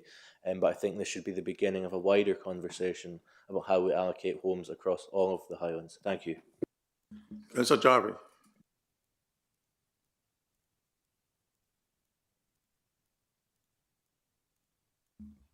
Councillor Jarvie. My point's already been covered by others, so I won't take up more time. Thank you. Councillor Mackenzie. Thank you, Convener. I understand fellow Councillor Jones' keenness to bring this within the Badenoch-Strathspey area. It's already been mentioned. I feel that likewise, Inverness being the largest population, we have similar woes here. I would like to fully support Councillor McLean's amendment. We all know that we have an issue here in the population and everything else, whether it's the younger or the not so younger. And I really do feel that the housing policy, yes, a lot of hard work's gone into it, but it is imbalanced, and we do need to adjust in the bigger picture of this region, the complexities that we have with trying to accommodate people from all walks of life, but all sectors of life. We have to regenerate people that want to stay here, live here and work here. Thank you. Councillor Miller. Thanks, Convener. I'm a bit lost now because I don't understand why Councillor McLean's all excited about this. I mean, this is a simple plea for local democracy from the Badenoch and Strathspey members to have a review for their particular situation. I would have thought maybe a motion at some time in the future rather than an amendment today to look at the whole big picture of the Highlands would be much more acceptable. So I fully support the democratic right of the Badenoch and Strathspey Area Committee to have a review for their ward or area. Councillor McLean. Thank you. And I made my amendment as vague as possible because I didn't want to put a time limit on it, because I do strongly believe that Highland Council has a robust housing policy in place. And I will reiterate again, the issue is that we don't have enough houses, not that we have a bad policy. We have a better policy than many local authorities, Councillor Miller. And yes, well, obviously you heard, but you didn't understand. And what I'm trying to say is that every area, it's all right, every area could put forward the same claim. Yesterday, I was online for the education meeting about behaviours in schools. I am not on the education committee. I found it really interesting to find out everything that's going on. And I would say that every member of the housing committee has probably got a much better understanding of where we are than those that are not on the housing committee. And what I'm saying is we have to be fair for all. The convener, yourself, when we put forward amendments and motions, we have to have them robustly checked, robust equality impact assessments, everything. This has got nothing because it comes from the area. So therefore, know the impact this will have on the rest of the Highland area. And that is why I am not voting or agreeing to this amendment, because while you say it will impact on one area only, it will not. It has an impact on all our areas and also our housing partners. And that is why I'm not saying perhaps in the future that can happen, but today I believe we should not be agreeing this. Thank you. Councillor Jones. Hey, thank you for everyone's input. I probably didn't really expect this to everyone to get quite as excited about it as someone has said there. I was under the impression that, as has been said, it was a Badenoch and Strathspey Area Committee. That was our unanimous decision that we would like to have a review. We're asking for a review. We're not saying anything does change. We're just asking for a review. That's all we're asking for. So I'll stick with that. Thank you. Stuart, I have a motion. So thank you, Convener. So I suppose first thing I want to check is Councillor McLean, could I get a note of who your seconder is to your amendment? So Councillor Christie. Thank you. And also, just looking at the second element of your amendment, I think you clarified, you were just saying the whole housing policy. Can I be clear? Is that can be clear, housing allocation policy? Because okay. So for the benefit of members, the amendment refers to a review of the whole housing allocation policy. So thank you. So members, we have a motion from Councillor Jones, and that's seconded by the convener, and that's to move the starred item in terms of your papers. We have an amendment from Councillor McLean, seconded by Councillor Christie, and that again is in terms of the chat that you have available.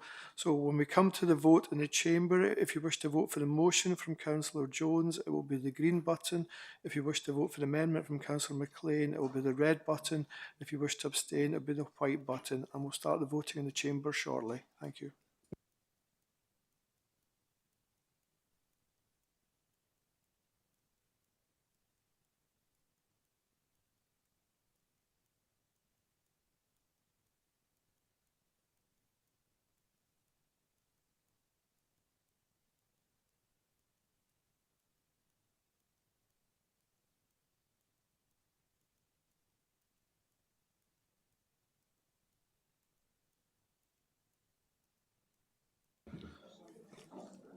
So thank you, members. If everybody in the chamber's voted, we'll close the vote down. Thank you.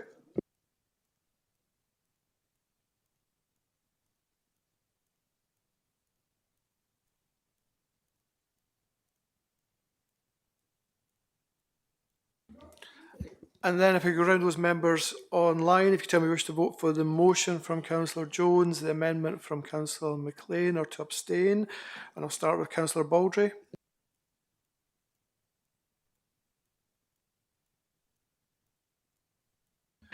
Councillor Collier. Motion, please. Councillor Graham.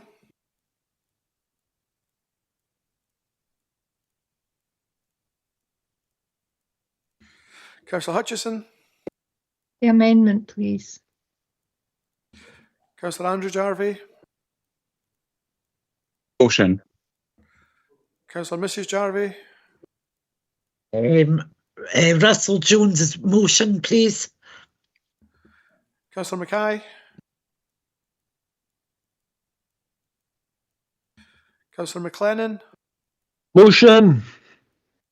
Councillor McGilvray. Councillor Morrison. Motion, please, Stuart. Councillor Niven.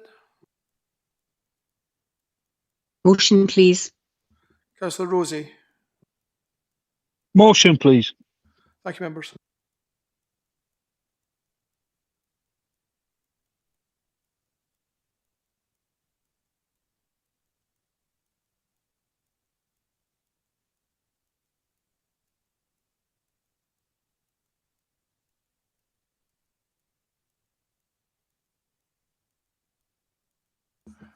Convener, there were 25 votes for the motion, there were 32 votes for the amendment, and there were 2 abstentions, so the amendment is carried.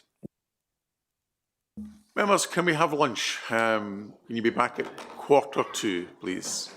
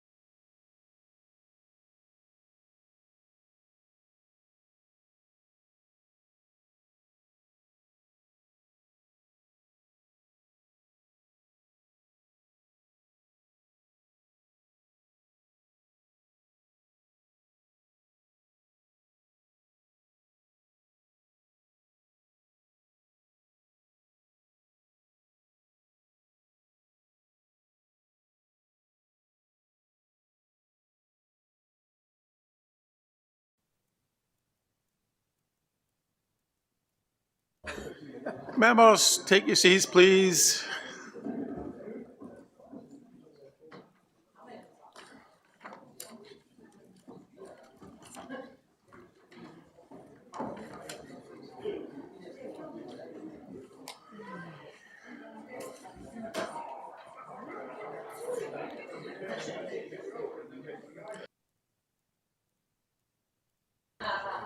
Les, can you shut that door, please?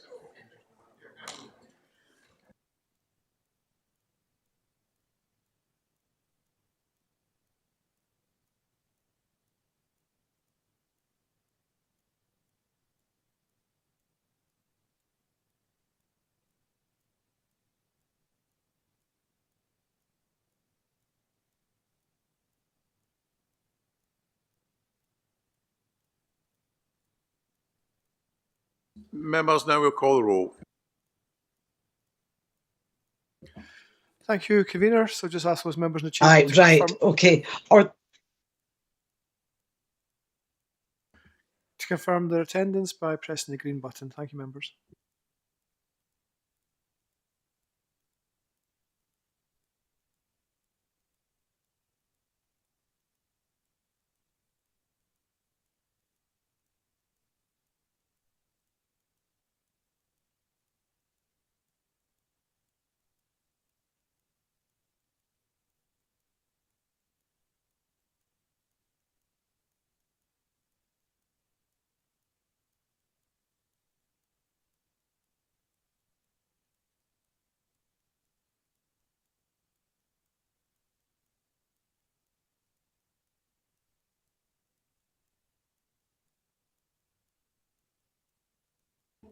Okay, thank you, members. If everybody in the chamber's managed to vote, we'll close the vote down. Thank you.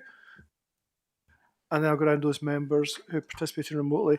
And convener, just to pick up something from this morning, that Councillor Crawford had submitted apologies, so to add her to the list of apologies that we had received.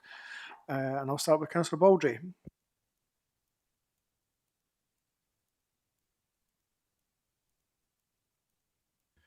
Councillor Cameron. Present. Councillor Collier. Present. Councillor Graham.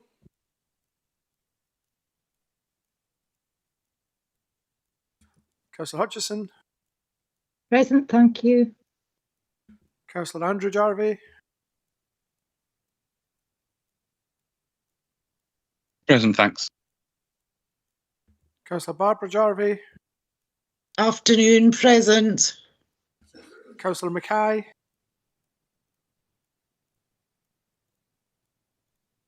Councillor McLennan. Present. Councillor McGilvray. Councillor Morrison. Afternoon, present. Councillor Niven. And Councillor Rosie. Good afternoon, present. Thank you, members. Members, item 6 on your agenda is exclusion of the public. Can we agree that under section 50A4 of the Local Government Scotland Act 1973, the public should be excluded from the meeting?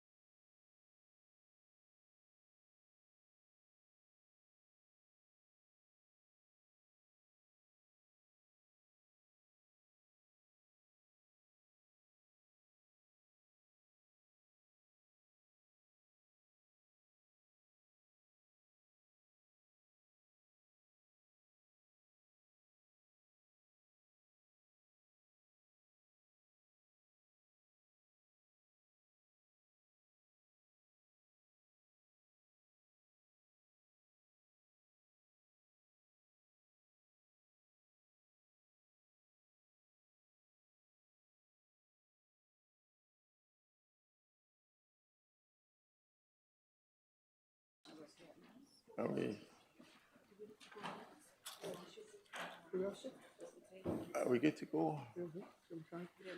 Graham McGowan was on the YouTube broadcast, so wait for him to come back to who's in the YouTube broadcast. He's outside, I think. He's just going to come back in.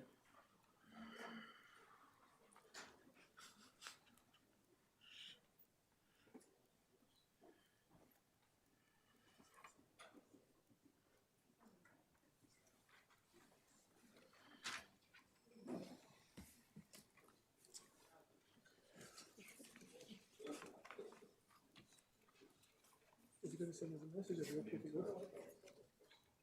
Okay, we're good. Okay, we're good. Sorry, thank you. Okay, members, item 16 on the agenda is question time. The first question is from Councillor Christie. Yes, thank you, Vida, and thank you, Raymond, for an attempt at answering it. A key part of the question called for the nature of grievances to be analysed across particular headings. Do you not consider it disrespectful to not have attempted to answer the question fully? I'll reflect on the comment, and if I find that there's anything further to add, I'll come back to Councillor Christie and I'll copy it to the rest of everybody else. Question 2, Councillor Christie. Thank you to the leader for his answer. And to the previous supplementary question, that was actually very nice. Who selected the validated self-evaluation model for use in the performance appraisal process for the CEO, as it certainly was not members? I'll also review that and come back to you and copy that to the rest of the members of the council. Thank you. Question 3, Councillor Reid. Thank you, Raymond, for your answer. May I ask you, do you feel there's a better way of answering simple, clear questions like my one that are of public interest than the answer provided here? Thank you.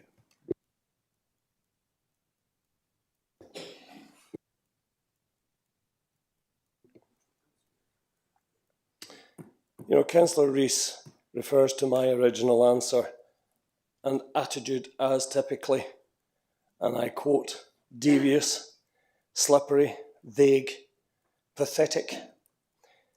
If you don't know about that, you'll read about it soon enough. He asked for the standstill figure for the current financial year 25 to 26.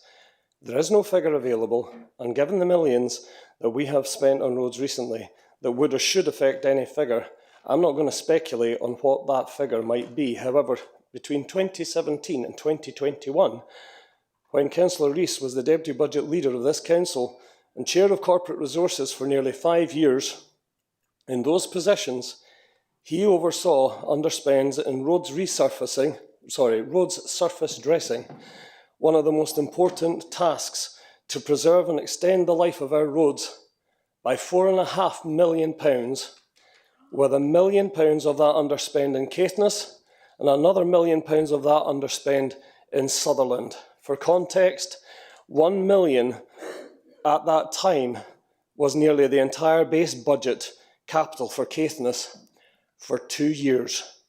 That information was never reported in the press or the public domain during those years, so tell me, was that not devious, slippery, vague and pathetic? At least this leader from the top has led an administration. Raymond, I'm sorry. You know, 2 wrongs don't make a right. I've said enough then. And just for sake of accuracy, Councillor Rees was not Chair of Resources. He was Vice Chair of Resources. Question number 4 from Councillor. Thank you, Convener. Thank you for your comprehensive response, Ken. In the new Upper Acknowledgements development, the present difficulties of access for residents, especially those with impaired mobility, will increase during the winter months. Will the discussions regarding the supplementary car/minibus service include provision of services to cover evenings and early mornings, incorporating input from local residents to develop a fit-for-purpose timetable and service? Thank you. Thank you very much for your supplementary question, Kate.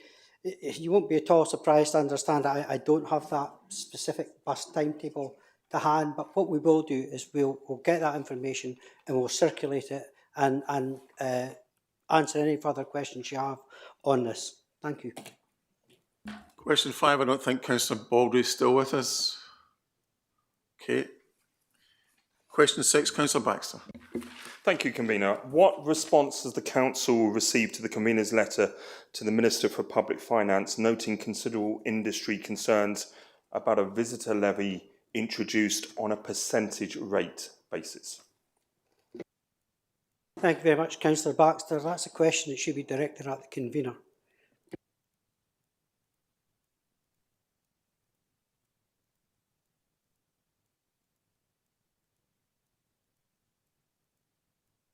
Question 7, Councillor Mackenzie.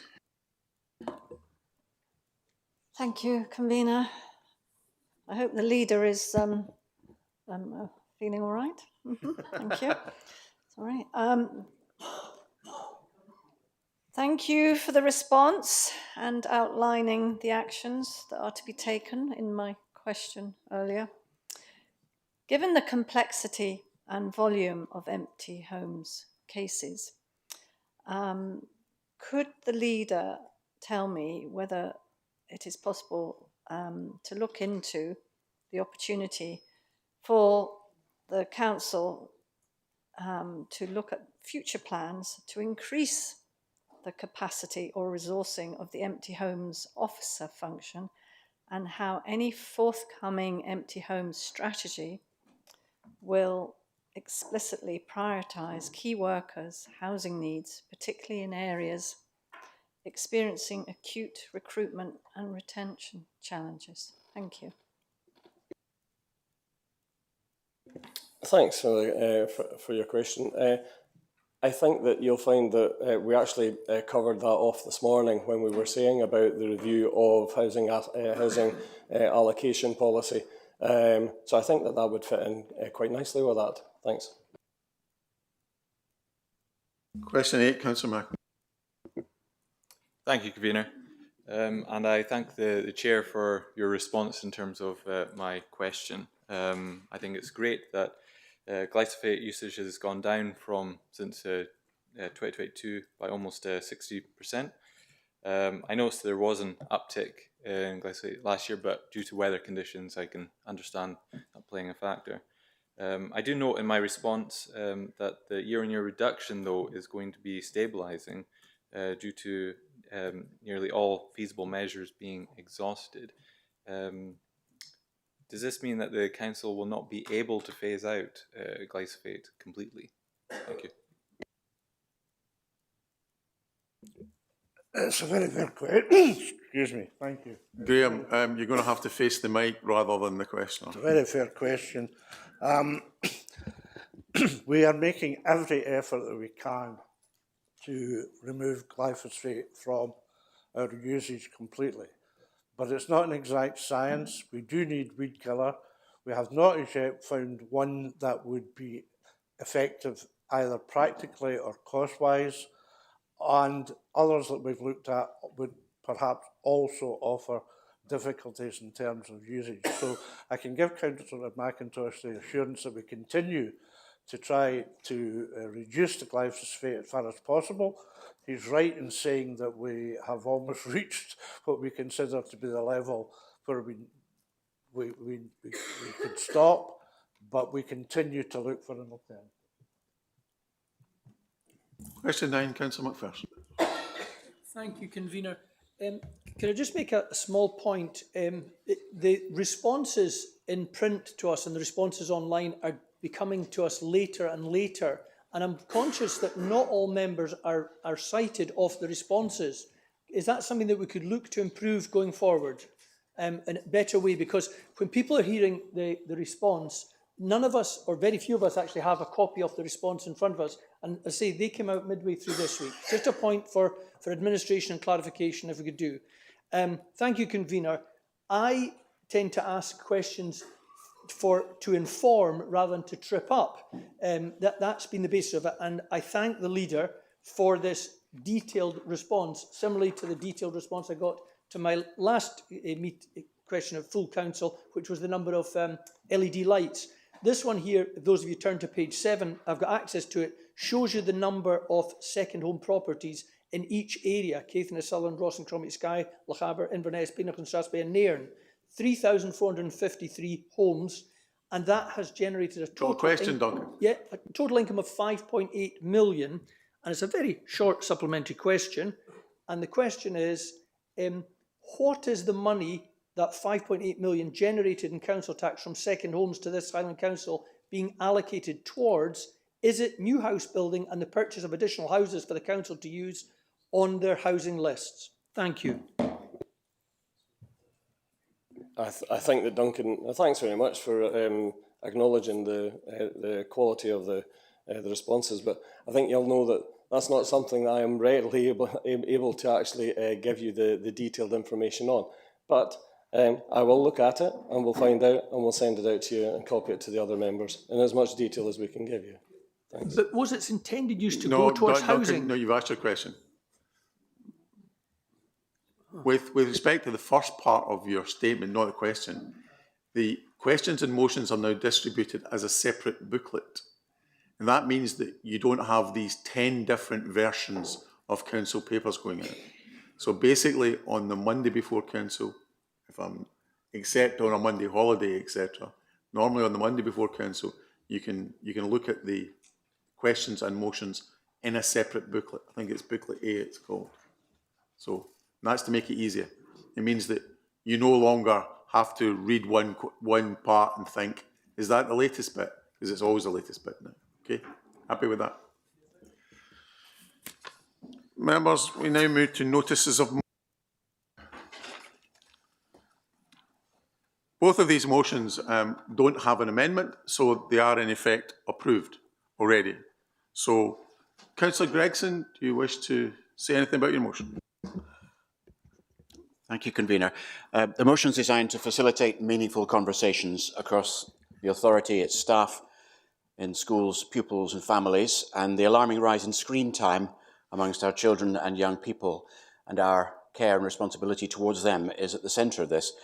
The abusive use of mobile phones and digital technologies, according to the Behaviour in Scottish Schools report from the Scottish Government in 2024, the abusive use of mobile phones and digital technologies was one of the most frequently experienced serious disruptive behaviours in the context of a decline in pupil behaviour since 2016. This is not simply within this authority, obviously.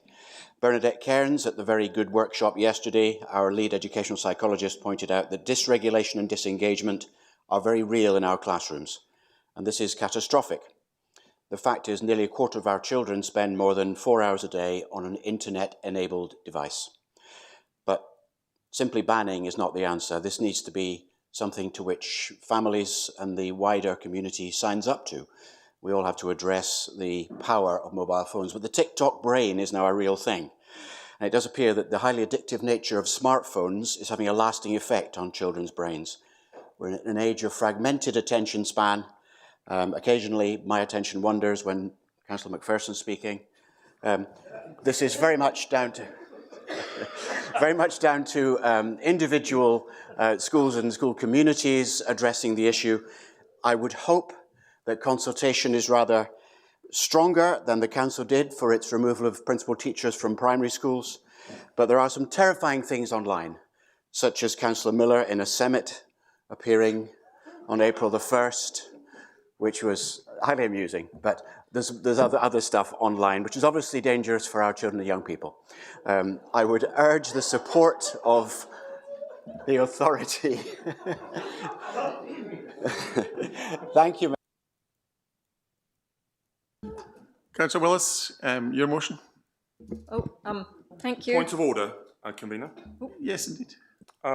Recognise what you said at the beginning of that debate, but could you explain why Standing Order 12.6 that states all other members wishing to speak on the motion will be limited to a maximum of 3 minutes has been set aside without a change of standing orders or suspension of it, because that allows us to have a debate on a motion, even if there's no amendment. Standing orders doesn't say if there's no amendment we can't have a debate.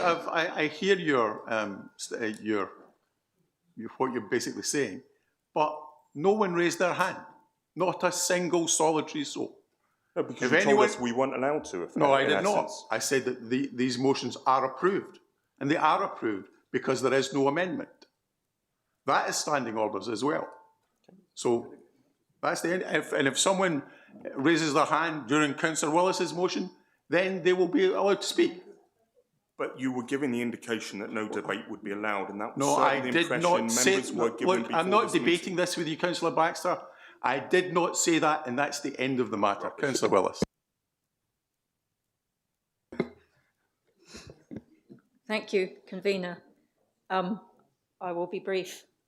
This motion is just to write a letter to Scottish Government asking that the small isles and Knoydart are included as with free ferry for under 22s, free ferry tickets. So this will enable children and young people to travel between these islands and across local authority areas, improving access to education, employment, training, health, social activities and more. Thank you. I don't need to say any more. Councillor Stewart. Thank you, convener, and perhaps due to the complexity of the motion system now, and my emails could get lost in the ether somewhere, but I had fully intended and thought I had followed the procedure to move an amendment should have added and Raze to the list, because there's people in my own ward who would benefit greatly from the free ferries, as I think perhaps if we're making representation to the Scottish Government, we could do so for all of the ferries that operate in the Highlands, including seeing if we can get a bit of additional money for the Corran ferry in Councillor Baxter's ward. But I appreciate that I'm not able to move anything, but I hope that these comments can be taken on board and perhaps somehow make their way into the letter of representation to the Scottish Government. Thank you. Councillor Baxter. I would add, seeking a point of clarification, my understanding is that the ferry to Knoydart primarily is a council operated or council funded ferry, so we really need clarification that this is going beyond the terms of what Councillor Willis is suggesting, which I fully support, that it encompasses all ferries, as Councillor Stewart has indicated, within the Highland Council region, whether operated by the Scottish Government, CalMac or Highland Council itself. Councillor McPherson. Thank you, convener. Yes, my wife is an islander from South Uist in the Outer Hebrides, and island ferry travel is in fact a lifeline, and it's certainly for former school mates of mine who live in the three peninsulas that are accessed by the Corran ferry.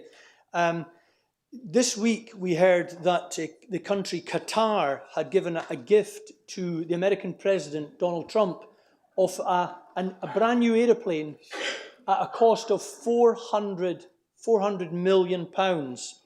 And I think that what we should do here is encourage the Scottish Government to swap it for the two ferries, Glen Rosa and Glen Sannox, and then we could redress the faults that we occurred, and we could actually subsidise the cost of it when we then sell this £400 million worth of aeroplane, which is clearly worth £400 million, because the two ferries are certainly not worth £400 million by anybody's account.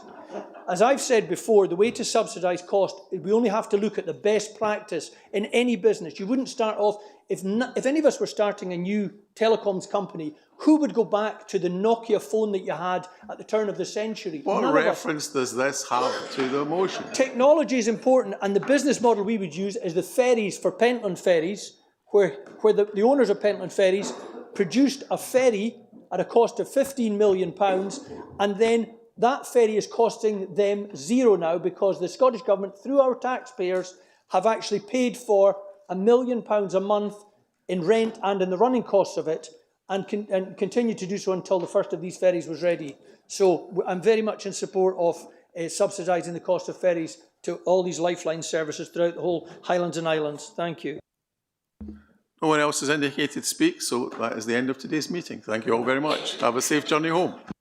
In your